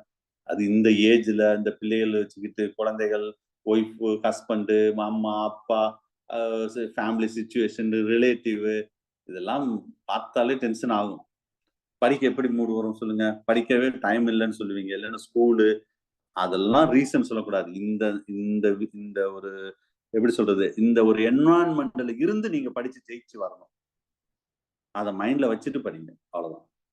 நீங்க தான் உங்க ஃபேமிலி சிச்சுவேஷனுக்கு தக்கன உங்க ஃபேமிலி மெம்பர்கிட்ட பேசி என்ன ஒரு 4 மாசம் 5 மாசம் என்ன டிஸ்டர்ப் பண்ணாதீங்க. நான் கவர்மெண்ட் வேலை வாங்கி தர்றேன். ஆனா நம்ப மாட்டாங்க. நீ எல்லாம் கிழிச்ச. நீ எத்தனை வருஷமா பரீட்சை எழுதுற? உனக்கு கல்யாணம் பண்ணதுல இருந்து நீ பரீட்சை எழுதிட்டே தான் இருக்கேன். எனக்கு ஃபீஸ் கட்டினது தான் வேஸ்ட் அப்படின்னு தான் சொல்லுவாங்க. ஓகே, அப்ப அதை நீங்க பெருசா எடுத்துக்க கூடாது. சரியா? சில பேர் டிமோட்டிவேட் பண்ணுவாங்க. ஃபேமிலிலேயே சொல்றேன் நான். சில பேர் நல்லா அதுக்காக எல்லாரும் அப்படி இருக்க மாட்டாங்க. சில பேர் பயங்கரமா மோட்டிவேட் பண்ணுவாங்க. ஏன்னா இந்த சக்சஸ் ஃபங்க்ஷன்லாம் வந்து அவங்க பேசுவாங்க. ஹஸ்பண்டோ ஒய்ஃபோ பேசுவாங்க. சில பேர் ஹஸ்பண்ட் ஒய்ஃப் 2 பேருமே பாஸ் தான். 2 பேருமே. ஆனா நான் ஒருத்தர் மட்டும் ஃபீஸ் கட்டுங்கன்னு தான் சொன்னேன் நானு. ஒருத்தர் மட்டும் ஃபீஸ் கட்டுங்க, 2 பேரும் படிங்கன்னு சொன்னேன். 2 பேருமே பாஸ். 2 பேருமே சுவாலஜி லாஸ்ட் இயர். 2 பேரும் மேடைக்கு வந்து பேசினாங்க. சாருக்கு நாங்க ஒருத்தர் தான் ஃபீஸ் கட்டணும், பட் 2 பேரும் நாங்க பாஸ் அப்படின்னு சொல்லி பேசினாங்க. எனக்கு ரொம்ப சந்தோஷமா இருந்துச்சு. இதெல்லாம் யோசிச்சு பாருங்க. அவ்வளவுதான் நான் சொல்றேன் நான். சரியா? ஹஸ்பண்ட் ஒய்ஃப் அவங்க 2 பேரும் பிஜி அசிஸ்டன்ட் இப்ப. சரி, ரைட். ஸோ ஏன் இதெல்லாம் சொல்றேன்னா கொஞ்சம் கஷ்டமா தான் இருக்கும். ஃபேமிலி மெம்பர்கிட்ட பேசுங்க. பேசி உங்க ஃபேமிலிக்கு நீங்க உங்களை படிக்கிறத தவிர நீங்க எந்த வேலையும் செய்யக்கூடாது. சரியா? இல்ல எனக்கு எந்த படிக்க எனக்கு டைமே இல்லைன்னா பேசாம எக்ஸிட் ஆகி போயிருங்க இந்த குரூப்ல இருந்து. எனக்கு அந்த மாதிரி ஒருத்தர் ஸ்டூடெண்ட் எனக்கு தேவையே இல்லை. நான் ஓப்பனா சொல்றேன் நானு. இப்ப லிஸ்ட் எடுக்க சொல்லியிருக்கேன் இன்சார்ஜா. லிஸ்ட் சார் நான் பேசுறது கேட்கல? எஸ், ஒரு லிஸ்ட் எடுக்க சொல்லியிருக்கேன். Yes, okay okay okay. ஒரு லிஸ்ட் எடுக்க சொல்லியிருக்கேன். யாரெல்லாம் ரொம்ப லாங் ஆப்சண்ட், ஐ மீன் ரொம்ப ஃபீஸ் ரொம்ப மினிமமா பே பண்ணியிருக்கவங்க அந்த லிஸ்ட் எடுத்துட்டு இருக்காரு. கூடிய சீக்கிரம் அவங்க எல்லாமே குரூப்ல இருந்து ரிமூவ் பண்ணிடுவாரு. அதுமாதிரி அடிக்கடி கிளாஸ்க்கு வராம லாங் ஆப்சண்ட் இருக்காங்கல்ல, ஃபுல் ஃபீஸ் கட்டியிருந்தாலும் பேக்ரவுண்ட்ல வந்து அதை பார்த்துட்டே தான் இருக்கும். சரியா? அது அது எல்லாமே வந்துடும் சார். நான் ஜூம் வந்து பே பண்ணி தான் நம்ம கிளாஸ் எடுத்துட்டு இருக்கோமா. ஃபுல் உங்க டேட்டா நீங்க எப்போ உள்ள வர்றீங்க, எப்போ உங்க டேட்டா போட்டாலே இதுல சிலதெல்லாம் இங்க நான் சொல்லக்கூடாது. சரியா? சொன்ன நீங்க சிலது அலர்ட் ஆயிருவீங்க. அது நான் சில சென்சார் பண்ணி தான் நான் சொல்றேன். நீங்க எப்போ உள்ள வர்றீங்க, எப்போ வெளியே போறீங்க, எத்தனை இடம் உள்ள வந்து வெளியே போறீங்க, உங்க ஹிஸ்டரி ஃபுல்லாவே எனக்கு ஜூம் கொடுத்துருவாங்க சார். உங்க ஹிஸ்டரி எடுத்தாலே கொடுத்துருவாங்க. எத்தனை நாள் உள்ள வந்தீங்க, நான் மேனுவலா கூட நான் கால்குலேட் பண்ண தேவையில்லை. நீங்க உள்ள வந்தீங்களா வரலையா அப்படின்னு சொல்லிட்டு. அதுதான் ரோல் நம்பர் போட்டு, ஏன்னா அதை வச்சுதான் அது அனலைஸ் பண்ணும். ரோல் நம்பர், பேரு, அதுதான் அது போடுங்க நான் ஏன் மென்ஷன் பண்றேன். இல்லைன்னா நீங்களா யாரா வாருங்க போங்கன்னு நான் சொல்லிட மாட்டேன். ஏன்னா இதெல்லாம் இந்த டேட்டா இருந்தாதான் எனக்கு ஜூம் அங்க கரெக்டா அது வேலை செய்யும். ஏன்னா நம்ம பே பண்ணிருக்கேன் நான் ஜூம் அதுக்குன்னு தனியா பே பண்ணிருக்கேன். அப்ப அதெல்லாம் லிஸ்ட் எடுக்க சொல்லியிருக்கேன். அது வந்து டேட்டா வச்சு அதுக்கு ஒருத்தர் வச்சிருக்கேன். லிஸ்ட் எடுக்க சொல்லியிருக்கேன். இந்த மாதிரி லாங் ஆப்ஷன் எல்லாம் தூக்கி விட்டுருவோம். எதுக்கு வெட்டியா? ஒரு 100 பேர் இருக்கீங்க அப்படி. உண்மையிலேயே சொல்றேன். ஒரு 100 பேர் அது தூக்கி விட்டு கூடி சீக்கிரம் ஒன்று ரெண்டா இப்போ லெஃப்ட் ஆயிட்டு எக்ஸிட் லெஃப்ட் கிடையாது, ரிமூவ் பண்ணிட்டே இருப்போம். நீங்க பாருங்க, இந்த வாரம் ஃபுல்லா பாருங்க. அதே ஏதாவது பெண்டிங் ஃபீஸ் இருந்தாலும் பே பண்ணி. அதுமாதிரி மெட்டீரியல் வாங்கலாம் தயவுசெய்து வாங்கிருங்க சார். மெட்டீரியல் இல்லாம படிக்கவே முடியாது. நான் திரும்ப அதான் சொல்றேன். மெட்டீரியல் நீங்க உங்களுக்கு எல்லா மெட்டீரியலும் உங்க கையில இருக்கணும். இப்ப பேசிக் கான்செப்ட் எல்லாம் இப்ப நீங்க வந்து எல்லா சப்ஜெக்டும் முடிச்ச பிறகு நான் கடைசியில் நீங்க பேசிக் கான்செப்ட் வாங்கி என்ன யூஸ்? அது எப்படி நீங்க படிப்பீங்க? ப்ரீவியஸ் இயர் கொஸ்டின் பேங்க் இருக்காது. இப்ப இந்த 9 8ஆம் யூனிட் படிக்கிறீங்க. அப்போ ஒரு 2001 இருந்து 2022 வரைக்கும் ப்ரீவியஸ் இயர் கொஸ்டின் பேங்க் எப்படி கொஸ்டின் வந்து உங்களுக்கு உங்க கையில மெட்டீரியல் இருக்கா? இருக்காது. எப்படி படிப்பீங்க? அப்ப ஃபீஸ் நீங்க கட்டத்தான் போறீங்க. எப்பனாலும் என்கிட்ட கட்டத்தான் போறீங்க. அது முதலே கட்டிட்டு பேசாம மெட்டீரியல் வாங்கிக்கோங்களேன். அதானே உங்களுக்கு பெனிஃபிட். இல்லைன்னா நீங்க பே பண்றீங்களோ அதுக்கு தக்கன இன்சார்ஜ் உங்களுக்கு மெட்டீரியல் அனுப்புவாங்க. சரியா? இதெல்லாம் மைண்ட்ல வச்சுட்டு கூடிய சீக்கிரம் ஏதாவது பெண்டிங் இருந்தா அதை பே பண்ணிட்டு எல்லா மெட்டீரியல் கையில வாங்க பாருங்க. அதே மாதிரி இப்ப சைக்காலஜி டெஸ்ட் ஒரு 3 டெஸ்ட் இருக்கு. அது முடிஞ்ச உடனே அடுத்து நான் எஜுகேஷன் கிளாஸ் ஸ்டார்ட் பண்ண போறேன். அப்ப எஜுகேஷன் வந்து ஏற்கனவே ஒரு மெட்டீரியல் வச்சிருப்பீங்க. இப்ப ரமேஷ் சார் வந்து அந்த மெட்டீரியல் எத்தனை பேர் வச்சிருக்கீங்கன்னு எனக்கு தெரியல. அந்த மெட்டீரியல் வச்சு தான் ஒரு கிளாஸ் எடுப்பார். சரியா? அநேகமா இந்த 1 வீக் இல்ல 1 வீக்ல இந்த மேக்குள்ள நானு எஜுகேஷன் முடிச்சிருவேன் சார். அதையும் நீங்க பிளான் பண்ணிக்கோங்க. நாளைக்கு தமிழ் எலிஜிபிள் டெஸ்ட் இருக்குது. அதையும் படிச்சுக்கோங்க. சரியா? டைமே இருக்காது சார். ஒரு நாளைக்கு 10 மணி நேரம் மினிமம் 8 to 10 மணி நேரம் படிச்சாதான் நான் சொல்ற ஷெட்யூலுக்கு நீங்க வருவீங்க. இல்லன்னா உங்க வேலைய இன்னொருத்தர் வாங்கிட்டு போயிடுவார். இன்னொருத்தர்னா சூர்யா கோச்சிங் ஸ்டூடெண்ட் தான் வாங்கிட்டு போவார். வேற ஸ்டூடெண்ட்லாம் வாங்கிட்டு போக மாட்டாங்க. இங்க competition only Surya coaching students மட்டும்தான். வேற யாரும் காம்படிட்டரே கிடையாது நம்மளுக்கு. Competition only centre Surya Surya Surya தான். அதுல எந்த டவுட் கிடையாது. என் டார்கெட் ஃபிக்ஸ் பண்ணிட்டேன் நான். அதை நோக்கி தான் நான் ஓடிட்டு இருக்கேன். ஸோ நீங்க பின்னாடியே வந்தா கவர்மெண்ட் ஸ்கூல்ல போய் விட்டுருவேன். அவ்வளவுதான், முடிஞ்சு வச்சு. ரைட். ஸோ நிறைய இந்த அப்பாயின்மெண்ட் ஆஃப் ஆஃபீஸர் அப்படின்னு சொன்ன உடனே எங்கிட்டோ போயிடுச்சு கதை. பரவாயில்ல, சில எக்ஸ்பீரியன்ஸ் உங்களுக்கு ஒரு மோட்டிவேட்டா இருக்கும்னு நான் எக்ஸ்பெக்ட் பண்றேன். So right. ஸோ அப்பாயின்மெண்ட் உங்களுக்கும் அப்பாயின்மெண்ட் ஆஃப் ஆஃபீஸர்ஸ்ல நீங்க பிஜிஎஸ்டா அப்பாயின்மெண்ட் ஆனா சந்தோஷம் தானா? ரைட். ஸோ அப்ப இது வைல்ட் லைஃப் பத்தின ஒரு effective appointment suitable for the officers சொல்லக்கூடிய நம்ம ரெஸ்ட்ரிக்ஷன் ஃபார் ஹண்டிங், அந்த லைசன்ஸ் ஃபார் லைசன்ஸ், அதாவது கொள்றதுக்கே வந்து லைசன்ஸ் வச்சிருந்தீங்க. இப்ப அது கூட கொடுக்கறது கிடையாது. அதுல particular not for hunt for the endangered species. இப்ப வந்து வேட்டையாடுறதுல அதுக்கு முன்னாடி லைசன்ஸ் வச்சு வேட்டையாடினாங்க. இப்ப அதுவும் கிடையாது. ஏன்னா என்டேஞ்சர்ட் ஸ்பீசிஸ் நிறைய ஆயிடுச்சு. அதுக்காக I mean restoring of the habitats, the disturbance, particularly the disturbance of the caused by the wild life must be remove. That எதெல்லாம் டிஸ்டர்பன்ஸா இருக்கு, மெயினா ரீஃபாரஸ்டேஷன், பொல்யூட்டட் ரிவர் உள்ள வந்தாலே அப்ப ட்ரீட் பண்ணி தான் உள்ள அனுப்பணும் ஃபாரஸ்ட்குள்ள அப்படின்னு சொல்றோம். அது ஹேபிடேட் இம்ப்ரூவ்மெண்ட் பண்றது. ஹேபிடேட் எப்படி இம்ப்ரூவ் பண்றது? இதுல மெயினா வந்து the construct the water holes by that raising the plantation, நிறைய பிளான்டேஷன் சுத்தி அந்த ஏரியால வைக்கிறது, ஹேபிடேட்டை இம்ப்ரூவ் பண்றது. அதான் சொல்றது ஹேபிடேட்ஸ். சரியா? ஸோ அப்போது அந்த வைல்ட் லைஃப் வந்து லைவா இருக்கும். அதுக்கு தான் அந்த இடத்த டிஸ்டர்ப் பண்ணக்கூடாது. அந்த வைல்ட் லைஃப் அனிமல்ஸ் இருக்கிற இடத்த டிஸ்டர்ப் பண்ணக்கூடாது. நம்ம அப்படி செய்ய டிஸ்டர்ப் பண்ணிடுறோம். அங்க வைல்ட் லைஃப் அனிமல்ஸ் இருக்கிற இடத்துல போய் நம்ம வந்து வீடோ இல்லைன்னா பெரிய பெரிய பில்டிங்கு இல்லைன்னா ஏதாவது கன்ஸ்ட்ரக்ஷன் ஏதாவது ஒண்ணு கட்டி வச்சிடுறோம். பிறகு வைல்ட் லைஃப் வருது வருது அப்படின்னு நம்ம கம்ப்ளைண்ட் பண்றோம். ஏன் இப்ப நான் ஒர்க் பண்ற ஸ்கூலே ஒரு மலை அடிவாரத்தில் தான் இருக்கும். சரியா? அது பர்டிகுலரா நம்ம எங்க கிளாஸ் வந்து ஒரு ஃபர்ஸ்ட் ஃப்ளோர். சரியா? பயாலஜி அந்த இது அந்த கரெக்டா அந்த மலை ஓரங்கள் தான் ஃபுல்லா சுத்தி காம்பவுண்ட் வால் இருக்குது. எப்படியும் டெய்லி இல்ல 2 நாளைக்கு ஒரு தடவை அப்படியே மான், பர்டிகுலர் புள்ளிமான், ஸ்பாட்டட் டீர், அந்த மலையில ஃபுல்லாவே ஸ்பாட்டட் டீர் தான் நிறைய இருக்கும். ஃபுல்லா ஃபேமிலியா வரும் சார். பையன் அசால்ட்டா சார் இந்த குடும்பத்தோட வந்திருக்கு சார்ன்னு சொல்லுவான். நடத்திட்டே இருப்பேன் இந்த பக்கம் ஜன்னல்ல. அப்படி பார்த்தா கீழே அந்த காம்பவுண்ட் வால் ஒட்டி அதாட்டம் புல்லு மேய்ஞ்சிட்டு இருக்கும். என்ன செய்யறது? நம்ம அது அங்க போய் ஸ்கூலை கட்டி வச்சிருக்கோம். யோசிச்சு பாருங்க. அப்படியே லைவா பயாலஜி நடத்தும் போது அப்படியே புள்ளிமான பார்த்துட்டு எப்படி இருக்கும் பாருங்க. ரைட். ஸோ எதுக்கு இது சொல்றேன்னா, அந்த ஹேபிடேட்டை வந்து நம்ம கன்சிடர் வாட்டர் ஹோல்ஸ். ஏன் அது கீழே இறங்குனா சம்டைம் வந்து அங்க ஒரு தண்ணி எல்லாம் இல்லைன்னு வச்சுக்கோங்க, ஏதாவது இந்த வில்லேஜ் அது பக்கத்துல கீழே இறங்கி வரும். அங்க எனிமையே கிடையாது. நான் இருக்கிற ஏரியால அந்த புலிமானுக்கு ஓட கூட தெரியாது சார். ஏன்னா அது அந்த ஸ்ட்ரகிள் ஃபார் எக்ஸிஸ்டன்ஸ் சொல்லுவோம். நேச்சுரல் செலக்ஷன்ல வரும். டார்வின் சொல்லியிருப்பாரு. சரியா? இதுல வந்து இப்ப காம்படிஷனே இல்லைன்னா லைட்டா படிச்சா ஒரு காலத்துல பிஜிக்கு காம்படிஷனே கிடையாது. ஸ்கூல் புக் படிச்சாலே பிஜி அசிஸ்டன்ட். சரியா? நானே வருத்தம் உண்டு. நானே ஒரு 4 வருஷத்தை வேஸ்ட் பண்ணிட்டேனே. ஏன்னா இப்ப எனக்கு முன்னாடி உள்ளவங்க எல்லாரும் ஹெச்எம் ஆயிட்டாங்க. வெறும் ஸ்கூல் புக்கு சார். நான் எக்ஸாம் எழுத போக மாட்டேன். ஸ்கூல் புக் 11th 12th தான் கிளாஸ் எடுத்தேன். ஸ்கூல் புக்கை படிச்சாலே போதும், அந்த புக்ல தான் கொஸ்டின் வந்தது.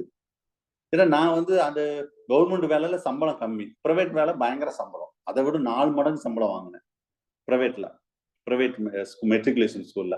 அப்ப அப்ப அந்த நேரம் எனக்கு தெரியல. பிறதான் தெரிஞ்சது ஆஃப்டர் 4 இயர்ஸ்ல இது லைஃப் இல்லடா, இதுதான் லைஃப்னு. சொல்ற புரியுதா? இப்ப நீங்க அப்படித்தான் வாங்கிட்டு இருப்பீங்க சில பேரு. எதுக்கு இதெல்லாம் சொல்றேன்னா, ஸோ நம்ம வந்து அந்த கம்ஃபர்ட் ஜோனுக்கா இருக்கணும் அப்படின்னு நினைக்கக்கூடாது. அடுத்த ஃபியூச்சர் எப்படி இருக்கணும் அதையும் நம்ம பார்க்கணும். அதுக்காக சொன்னேன். ரைட். ஸோ இந்த மாதிரி வாட்டர் இல்லைன்னு வச்சுக்கோங்களேன், அங்க வந்து மான்கள்லாம் ஏன் கீழே இறங்குதுன்னா வாட்டர் பிரச்சனை இருந்தா அது கீழே இறங்கும். சம்டைம் சாதாரண ஒரு தெரு நாய் கூட அந்த புலிமானை கடிச்சிடும் சார். அது ஓட தெரியாது. ஏன்னா அதுக்கு வந்து ஒரு புலி, சிங்கம் ஏதாவது ஒன்று இருந்தா அது உடனே ஓடும், அது இது ஓடும். அங்க எந்த எனிமையே இருக்காது. எந்த எனிமையே இல்லைன்னா அதாட்ட சாப்பிட வேண்டியது, தூங்க வேண்டியது, படுக்க வேண்டியது, இப்படிதான் இருக்கும். அப்ப சாதாரண ஒரு நாயிட்டு கூட கடி வாங்கி இறந்துரும். அந்த மாதிரி நிறைய ஆயிருக்கு. சரி, ரைட். ஸோ ஹாபிடேட் இம்ப்ரூவ்மெண்ட்ஸ் அப்படின்னு சொல்லக்கூடியது. அந்த மாதிரி நெக்ஸ்ட் குளோனல் பேங்க்ஸ். இது வந்து cells the rare species of the plants are collected and preserved and stored in safety. சில ரேரா சில அனிமல்ஸ் சில பிளான்ட்ஸை வந்து கலெக்ட் பண்ணி அதை கல்ச்சர் பண்ணுவாங்க, சரி கல்டிவேட் பண்ணுவாங்க. அது குளோனல் பேங்க் சிஸ்டம்னு சொல்லுவாங்க. அது நிறைய அந்த ஃபாரஸ்ட்ல இன்ட்ரோடியூஸ் பண்ணுவாங்க. அண்ட் அடுத்தது provision of for that shelter and cover, so that wild animals can be encourage by that providing that natural shelter. நேச்சுரலா இருக்கிற இடத்த அதுக்கு விடணும், அங்க போய் நம்ம டிஸ்டர்ப் பண்ணக்கூடாது. சரியா? ஐ பிளான்ட் இன்ட்ரோடக்ஷன் கண்டிப்பா ஒரு new plants can be introduce from that other area of the favourable wildlife. அந்த வைல்ட் லைஃபுக்கு ரொம்ப ஃபேவரா உள்ள சில பிளான்ட் வந்து அந்த ஏரியால இல்லாட்டோன்னா நம்ம வந்து பிளான்டேஷன் பண்ணணும், இன்ட்ரோடியூஸ் பண்ணணும்னு சொல்றாங்க. சரியா? அடுத்தது கேம் ஃபார்மிங் இருக்குது. இது endanger species the rate in that particularly அந்த என்டேஞ்சர் ஸ்பீசிஸை நம்ம ரியர் பண்ணணும் ப்ரொடெக்டட் ஏரியால, சும்மா ஃபாரஸ்ட்ல விடக்கூடாது. நல்லா ரியர் பண்ணிட்டு வளர்த்துட்டு அதை போய் என்ன செய்யணும், நேச்சுரல் ஹேபிடேட்ல விட்டுருணுமா. அதான் கேம் ஃபார்மிங் சொல்லக்கூடியது. சரியா? டிசீஸ் கண்ட்ரோல் பண்ணோம். அதுக்கு அந்த ஃபாரஸ்ட் ரேஞ்சர்லாம் இருக்காங்களா, அடிக்கடி போவாங்க, போய் அதுல என்னென்ன ஏதாவது அனிமல்ஸ் ஏதாவது டிசீஸ் வருதா அது பார்ப்பாங்க. சென்சஸ் எடுக்கணும், அது வருஷம் வருடம் எடுப்பாங்க. நீங்க நியூஸ்லாம் அடிக்கடி சொல்லுவாங்க, இந்த மலையில இவ்வளவு புலிகள் இருக்கு, இவ்வளவு மான்கள் இருக்கு அப்படின்னு சொல்லி. The effective census to operating should be adapted for to measure the population size of the wildlife animal. Suppose அதான் அந்த அனிமல்ஸ் எல்லாம் குறைஞ்சிட்டே வருது, அதெல்லாம் ஒரு சென்சஸ் எடுக்கிறது தான். ஓகே, எஜுகேட்டிங் த பப்ளிக்கு இதை பத்தின ஒரு அவேர்னஸ் இருக்கணும். To educate about that advantage and disadvantage of the wild life பத்தி சொல்லணும். ஸோ ஒரு காலத்துல வந்து நான் அதான் சொல்ல, நான் இருக்கிற அந்த மலையில சும்மா நாங்க எங்க பசங்களே வந்து சாட்டர்டே சண்டேன்னா போய் மலைக்கு போய் இந்த முயல்லாம் பிடிச்சிட்டு வருவாங்க. பிடிச்சிட்டு வந்து கறிலாம் கொண்டு வருவாங்க, ஸ்கூலுக்கே கொண்டு வர. சார் நேற்று பிடிச்ச முயல் சார் அப்படின்னு சொல்லி. Rabbit, wild rabbit. சரியா? Wild rabbit. அப்ப அப்போ வந்து ஒரு ஃபாரஸ்ட் ஒரு ஏஜ்டு பர்சன் இருந்தாரு, அவர் அதை கண்டுக்கிட மாட்டாரு. எல்லாம் போவாங்க, ஆடு மேய்ப்பாங்க, போய் பிடிச்சிட்டு வருவாங்க, வேட்டையாடுவாங்க. நாயெல்லாம் ஒரு 10 நாயை கூட்டு போவாங்க பசங்களே. இப்போ ஒரு ஃபாரஸ்ட் வந்திருக்காரு, ஃபாரஸ்ட் ரேஞ்சர், புதுசு, டிஎன்பிசில. அவர் பயங்கர ஸ்ட்ரிக்ட். சுத்தி அவர் ஓன் ரிஸ்க் எடுத்து நிறைய ஃபண்ட் எல்லாம் கலெக்ட் பண்ணி சுத்தி வேலி எல்லாம் போட்டு உள்ள யாரும் போக விடாத மாதிரி ரொம்ப ஸ்ட்ரிக்ட் பண்ணிட்டார், வரக்கூடிய ரேஞ்சரை பொறுத்து. சரியா? சோ எதுக்கு இது சொல்ல வர்றேன்னா, அந்த என்டேஞ்சர்டு அது மக்களுக்கு அதை எஜுகேட் பண்ணணும், வைல்ட் லைஃபை டிஸ்டர்ப் பண்ணக்கூடாதுன்னு சொல்லி. நேஷனல் பார்க் சாங்சுரிஸ் தமிழ்நாடு மட்டும் கிடையாது, இந்தியா ஃபுல்லாவே நிறைய இருக்கு. ஸோ என்னதான் நம்ம சொன்னா பாத்தீங்களா, ஒரு ரேஞ்சர் ஒரு ஏஜ் ரிட்டையர் வயசுல இருக்கும்போது எதையும் கண்டுக்கிட மாட்டாரு, எவன் போய் பிடிக்காம இரு. இவர் புதுசா யங்ஸ்டர் அது டிஎன்பிசில வந்தாரு.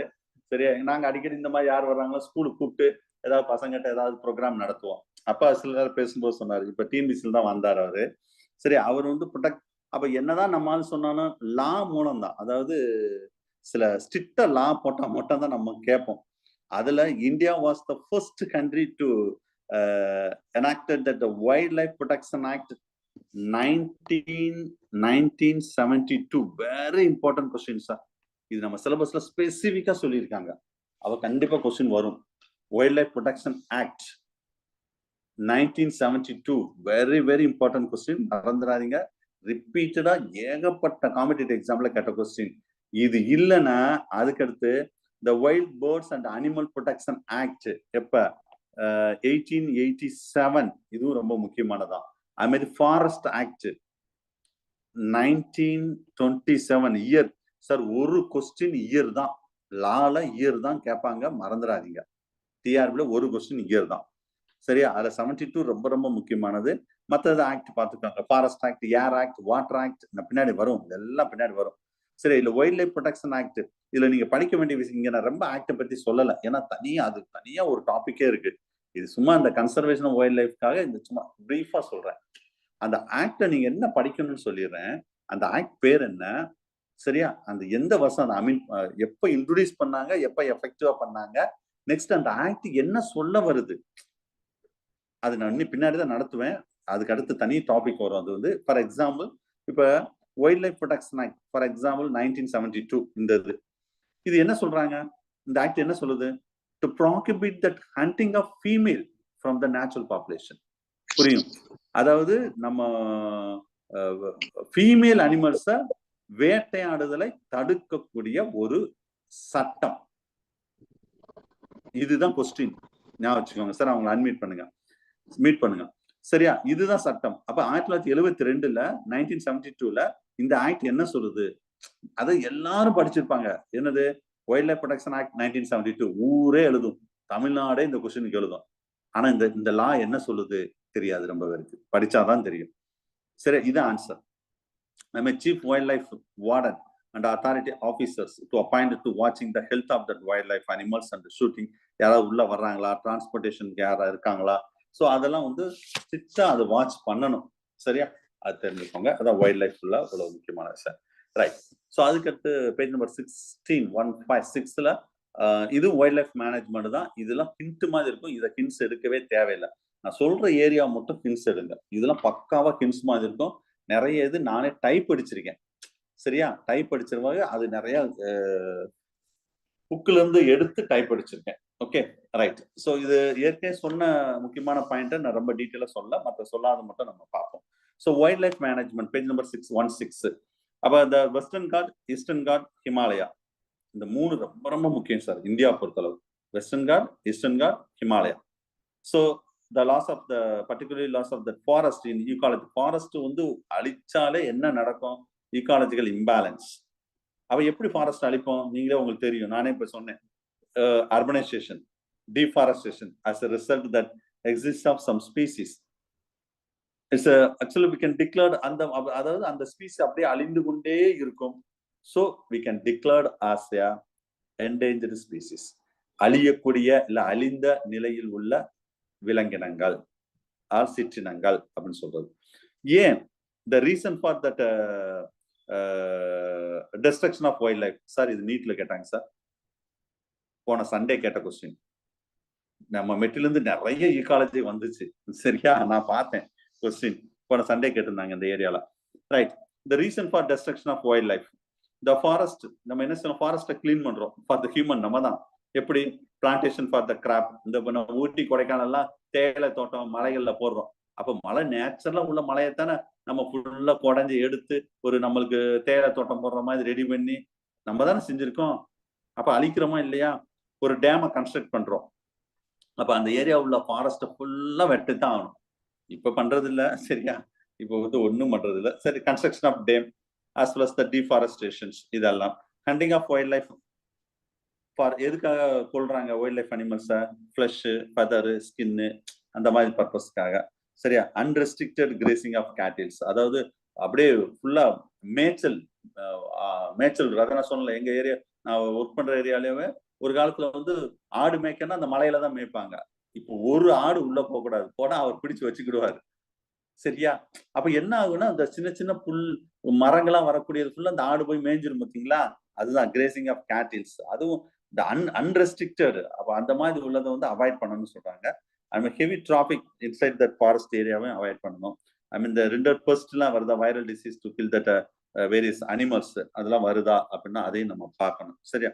ஸோ இதெல்லாம் நீங்க பார்த்துக்கோங்க. இதுல பேஜ் நம்பர் 18ல சில அப்ஜெக்டிவ் கொடுத்துருப்பேன். பேஜ் நம்பர் 18 பாருங்க. 18 ஐ திங்க் 18 objective. அதுல the protect and improve the population of the wildlife and preserve the habitat of the wildlife and ஏற்கனவே சொன்னதான் சார் இது எல்லாமே. prohibit the killing of that animals, study about that life history, reproduction and food habitat of the wildlife. ஒரு wild life அனிமலை பத்தின full detail தெரிஞ்சிருக்கணும். சரியா? அப்போ what are the steps to taken? என்னென்ன ஸ்டெப்ஸ் எல்லாம் நம்ம எடுக்கிறோம் சார் அப்படின்னு சொன்னா பேஜ் நம்பர் 18ல இருக்கும் sir. 18. So first the formation. முக்கியமான கொஸ்டின் சார் இது. Indian board of wild life sir, இதுல ஒரு எக்ஸ்பான்ஷன் கேட்க வாய்ப்பு இருக்கு. 1 minute சார்.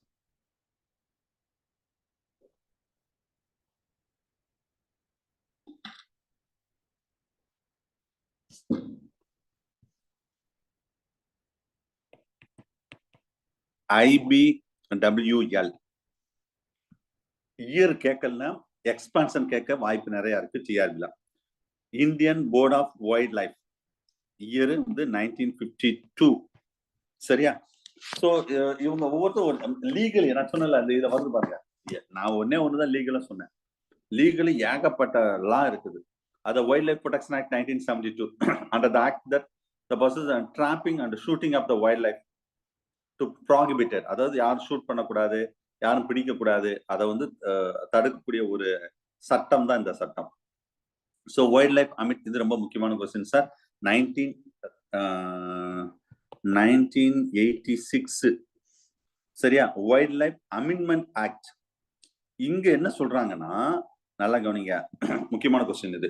72ல என்ன சொல்ல வர்றாங்கன்னா, அதாவது யாரும் வைல்ட் லைஃபை பிடிக்கக்கூடாது, ஷூட் பண்ணக்கூடாது, ஹண்ட் பண்ணக்கூடாது, அதாவது கொல்லக்கூடாது.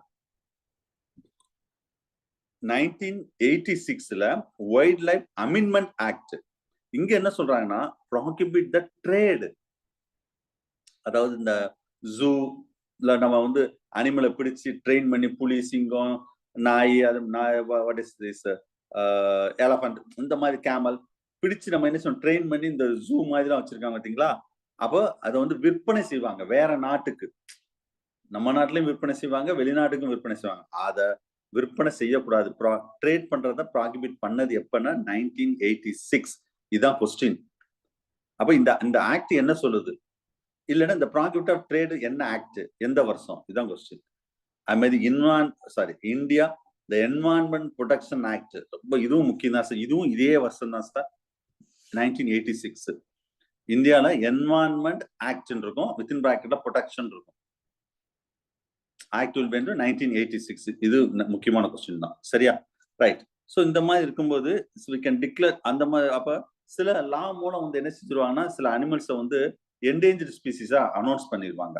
அதுல சில அனிமல்ஸ் மட்டும் சொல்றேன். Indian elephant, rhinoceros, black buck, musk deer, lion tail monkey, இதெல்லாம் வந்து என்டேஞ்சர்ட் ஸ்பீசிஸ். அந்த அளவுக்கு ஆயிடுச்சு, சரியா. So establishment of that sanctuaries and national park நிறைய எஸ்டாப்ளிஷ் நம்ம இந்தியாவை பொறுத்தளவு இந்த லிஸ்ட் கொடுத்துருங்க பாருங்க. National park in India. So இந்தியாவில் எவ்வளவு நேஷனல் பார்க் இருக்குன்னு பாருங்க, இந்த சார்ட்ல இருக்குது. அது மாதிரி ஒரு நேஷனல் பார்க் மாதிரி இதுவும் நேஷனல் பார்க் தான், இந்தியாவில் உள்ள பெரிய நேஷனல் பார்க், சரியா. என்னென்ன எங்கெங்க இருக்குன்னு சொல்றதுதான். சாங்சுரிஸ் அப்படித்தான். சாங்சுரிஸ் நேஷனல் பார்க் என்ன சார், ஸோ அன்லிமிட்டெட் பவுண்டரி இருக்கும். ரெண்டுக்குள்ள டிஃபரன்ஸ் சொல்றேன் பாருங்க. சாங்சுரிஸ்னா பவுண்டரியே கிடையாது, சரியா, அது ஃபுல்லாவே நேச்சுரலா இருக்கும். Aim at that constructions of the species, killing and hunting and capturing of any species will be prohibited. எந்த அனிமலும் கொல்லக்கூடாது, பிடிக்கக்கூடாது, ட்ரேட் பண்ணக்கூடாது, எதுவுமே செய்யக்கூடாது. அது நேச்சுரலா எந்த பவுண்டரிலாம் இருக்காது. அந்த மாதிரி உள்ள இடத்துக்கு தான் நம்ம சாங்சுரிஸ்ன்னு சொல்றோம். அப்புறம் நேஷனல் பார்க்னு எதை சார் சொல்லுவோம் அப்படின்னு கேட்டா, இது வந்து நேச்சுரல் லேண்ட்ஸ்கேப்ல தான் இருக்கும், flora fauna. But visitors are allowed. சாங்சுரிஸ்ல மேக்ஸிமம் விசிட்டர்ஸ் வந்து சும்மா அந்த சைட்ல ஒரு எட்ஜில் வேணா பார்க்கலாம், உள்ள அலோவ் பண்ண மாட்டாங்க. பட் நேஷனல் பார்க் அப்படி கிடையாது.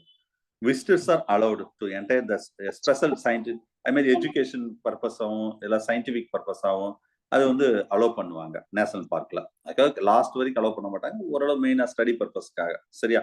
இது ரெண்டுக்குள்ள டிஃபரன்ஸ் தெரிஞ்சுக்கோங்க, ரைட். ஸோ வைல்ட் லைஃப்ல பேஜ் நம்பர் 16 வாங்க sir, page number 16. To help to maintain that equilibrium and the balance of the nature. Reasons for depletion of wildlife, இது ஏற்கனவே சொன்னதே தான் திரும்ப வருது. பவுச்சிங், நேச்சுரல் கிளைமேட், அதாவது ஃப்ளோரா, ஃப்ளட்ஸ் வரும், ட்ரவுட் வரும், ஃபயர் வரும். அதனாலேயும் அந்த நேச்சுரல் கலாமிட்டி சொல்றோம் பார்த்தீங்களா, இயற்கை பேரழிவுகள், அதனாலேயும் வைல்ட் லைஃப் கொஞ்சம் பாதிப்பு ஏற்படும். Due to that alteration of that habitat, the destruction of the forest generally. அப்ப இதுல இன்னொரு முக்கியமானது இருக்கு, தட் இஸ் நிறைய எக்ஸாம்பிள் இதுவும் கேட்டிருக்காங்க, சரியா. That is called IUCN expansion. நல்லா கவனிங்க, IUCN international union for conservation of, ஒரு எண்ணு தான் இருக்கு பாருங்க, நேச்சர் அண்ட் நேச்சுரல் ரிசோர்ஸ். இது கன்ஃபியூஸ் ஆயிருக்கூடாது, ரெண்டு எண்ணு கிடையாது, ஒரே எண்ணு தான். International union for conservation of nature and natural resource expansion, TRBலே கேட்டிருக்காங்க, சரியா, ரைட். ஸோ இவங்களோட ரோல் என்ன சார், IUCN-ஓட ரோல் என்ன சார் அப்படின்னு கேட்டா, ஸோ இப்போ இன்னொரு அதுல ஒரு முக்கியமான எக்ஸாம் பாயிண்ட் ஆஃப் ஒரு கொஸ்டின் இருக்கு. ஸோ ஒரு காலத்துல அந்த IUCN வந்து மெயினா வந்து ரெட் லிஸ்ட் கேட்டகரி, அதாவது த்ரெட் அண்ட் ஸ்பீசிஸ், அதை ஃபுல்லா, அதை சிம்பிளா உங்களுக்கு புரியும்படி சொன்னா ரெட் டேட்டா புக்குன்னு இருக்காங்களா, அது இவங்க தான் சார் மெயின்டைன் பண்ணுவாங்க. எதெல்லாம் வந்து என்டேஞ்சர்ட் ஸ்பீசிஸ், அதை ஃபுல்லா இவங்க தான் மெயின்டைன் பண்றாங்க. But nowadays IUCN we are called as கேட்கலாம். WCU இப்ப நியூ எடிஷன் பிடி சர்மா ஓடம் அதுலலாம் இந்த மாதிரி சொல்லியிருப்பாரு. சரியா? நியூ எடிஷன்ல ஃபுல்லா WCU தான் சொல்லியிருப்பாங்க. என்னடா வித்தியாசமா இருக்கு, IUCN தான் நம்ம கேள்விப்பட்டிருக்கோம். Nowadays we are called as a World Conservation Union. ஞாபகம் வச்சுக்கோங்க. இதுவும் கூட கேட்கலாம் கொஸ்டின். சரியா? ரைட். இவங்க என்ன செய்யறாங்க, IUCNஓ இல்ல WCO it's a category of wild life அனிமல்ஸா பிரிக்கிறாங்க. என்னென்ன சார் கேட்டகரி? இதுல இருந்து கொஸ்டின் கேட்கலாம். பேசிக்கா கேட்டா இதுல இருந்து கேட்கலாம். அதாவது அந்த அனிமல் என்ன பொசிஷன் இருக்கோ அதை வச்சு நேம். எக்ஸிஸ்ட் அதாவது அழிந்த. No doubt that any of that individual of the species is left. எந்த அனிமலும் உலகத்துல கிடையாது அப்படின்னு அது எக்ஸிட் ஆச்சு. அதாவது நம்ம இந்த எக்ஸிட்னாவே சீட்டா, டுடு, மவுண்டைன் ஸ்குரல். டுடுலாம் ஒரு பேர்டு சார். டுடு நம்ம 12th புக்லோட இந்த படம் இருக்கும், டுடு படம். இதுல இருக்கான்னு தெரியல, பாக்குறேன். சரியா? அதுல இதுல ரீசெண்டா ஒரு இந்த பேர்டு வந்து அழிஞ்சிருச்சு. அதுல உலகத்துல இல்ல. ஈவன் த டைனோசர்ஸ் இல்ல, அந்த மாதிரி வச்சுக்கோங்களேன். சோ இதுக்கு தான் இந்த எக்ஸிட் அனிமல்ஸ் சொல்லக்கூடியது. கிரிட்டிக்கலி என்டேஞ்சர்டு அடுத்த கேட்டகரி. இது என்ன, the animals are extremely high risk of that extension of that immediate future. அதாவது ஹை கிரிட்டிக்கலி சிச்சுவேஷன்ல இருக்குது. எக்ஸாம்பிள் தெரிஞ்சுக்கோங்க, கேட்கலாம். ரெட் பேண்டா. சரியா? ரெட் பேண்டா, பிங்க் ஹெட்டட் டக்னு சொல்லக்கூடியது ரெட் பேண்டா. இது வந்து WWF கொஸ்டின் கேட்கலாம், கேட்டிருக்காங்க. WWF world wild life fund. World wild life ஃபண்டோடைய சிம்பிள் என்னன்னு கேட்கலாம். Red panda sir. இந்தியா பொறுத்தவரை ரெட் பேண்டா ஜென்ரலா சொன்னா ஜெயின் பேண்டா சொல்லுவாங்க. ஜெயின் பேண்டா. நான் இன்னும் அந்த ஏரியா வரும்போது ரொம்ப டீட்டெயிலா சொல்றேன். ரைட். ஸோ அப்ப கிரிட்டிக்கலி என்டேஞ்சர்னா இது கோயிங் டு எக்ஸ்டிங்க்ட்னு அர்த்தம். சிம்பிளா புரிஞ்சா, அழியக்கூடிய, அதாவது ஒரு எட்ஜில் இருக்கு, அழியிற நிலையில இருக்கு. அடுத்தது endangered species. The animals face to very high risk of that extinct to the near the future. இது அதுக்கு அடுத்த கேட்டகரி. அடுத்த vulnerable, the species are maintained the sufficient number of individuals in habit, but near the futures are unfavorable condition that will be preceded. அதாவது ஓரளவு சஃபிஷியண்டா இருக்கு, ஆனா ஃபியூச்சர்ல இது வந்து அப்படியே என்வரான்மெண்டலா மாறினா இது அழியக்கூடிய நிலைக்கு போகும் அப்படின்னு சொல்றாங்க. கோல்டன் டகோர், லெப்பர்ட் கேட், இது எல்லாமே. Rare species contain a small world populationல not presently in the endangered but vulnerable species of, but it ரிஸ்க்ல தான் இருக்கு. ஒரு பர்டிகுலர் ஏரியால, பர்டிகுலர் நாட்டுல மட்டும்தான் இருக்கும். Golden cat, Indian hornbill. சரியா? ஸ்னோ லோரிஸ், வேற எங்கேயுமே இது இல்ல அப்படின்னு சொல்றாங்க. அதான் வந்து ரேர் ஸ்பீசிஸ் அப்படின்னு சொல்றாங்க. இதை வந்து டேட்டா டெஃபிஷியன்சினா சில சிச்சுவேஷன்ல வந்து when there is a inadequate information available to make that any assurance of the, இந்த அனிமல் இருக்கா இல்லையான பெருசா ரொம்ப தெரியாம இருக்குது. சரியா? ஸோ அதான் டேட்டா டெஃபிஷியன்சின்னு சொல்றது. ஸோ இதை ஃபுல்லாவே IUCN it started as a publishing the book that is called red data book. சிவப்பு புள்ளி விவரம் அப்படின்னு சொல்லுவாங்க.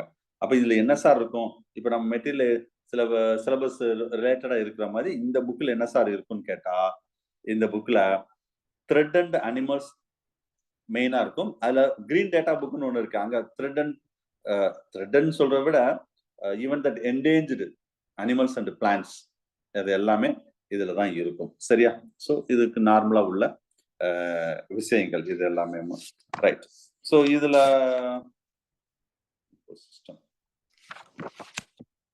ஓகே, வைல்ட் லைஃப், இப்போ வைல்ட் லைஃப் கன்சர்வேஷன்ல சில விஷயங்கள் மட்டும் நம்ம பார்த்தோம். வைல்ட் லைஃப் கன்சர்வேஷன் ஒரே ஒரு நிமிஷம்.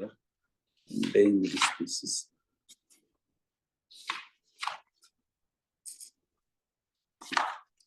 Okay, so wild life conservation இன்னும் கொஞ்சம் இருக்குது, ஏன்னா இது ரொம்ப முக்கியமான ஏரியா. அதில் இன்ஸ்டிடியூட் கன்சர்வேஷன், எக்ஸ்டிடியூட் கன்சர்வேஷன் கண்டிப்பாக இதில் கொஸ்டின் வரும். ஈவன் இந்த நீட்லேயே இந்த ஏரியாவில் கொஸ்டின் வரும். பேஜ் நம்பர் 17ல இருக்குது. பின்னாடி இதை பற்றின டீட்டெயில்ஸ் இருக்குது. ஏன்னா இது ஸ்டார்ட் பண்ணால் இது அப்படியே கண்டினியூஸாக அதோட கண்டினியூஸாக அது போகணும். போனால் தான் அது நல்லா இருக்கும். அப்போ இன்னைக்கு almost time going to finish. So அப்போ இன்னைக்கு கிளாஸ் வந்து இதோட முடிச்சுக்கிடுவோம். வைல்ட் லைஃப் கன்சர்வேஷன் வந்து நெக்ஸ்ட் கிளாஸ்ல நான் அதை கண்டினியூ பண்றேன். எக்ஸிட் ஆக வேண்டாம், சில விஷயங்கள் பேசுவோம். இன்னைக்கு இதோட கண்டினியூஷன் வைல்ட் லைஃப் கன்சர்வேஷன் ஏற்கனவே பார்த்துட்டு இருந்ததுதான் நெக்ஸ்ட் கிளாஸ்ல கண்டினியூ பண்ணுவோம். ஓகேவா? So thank you.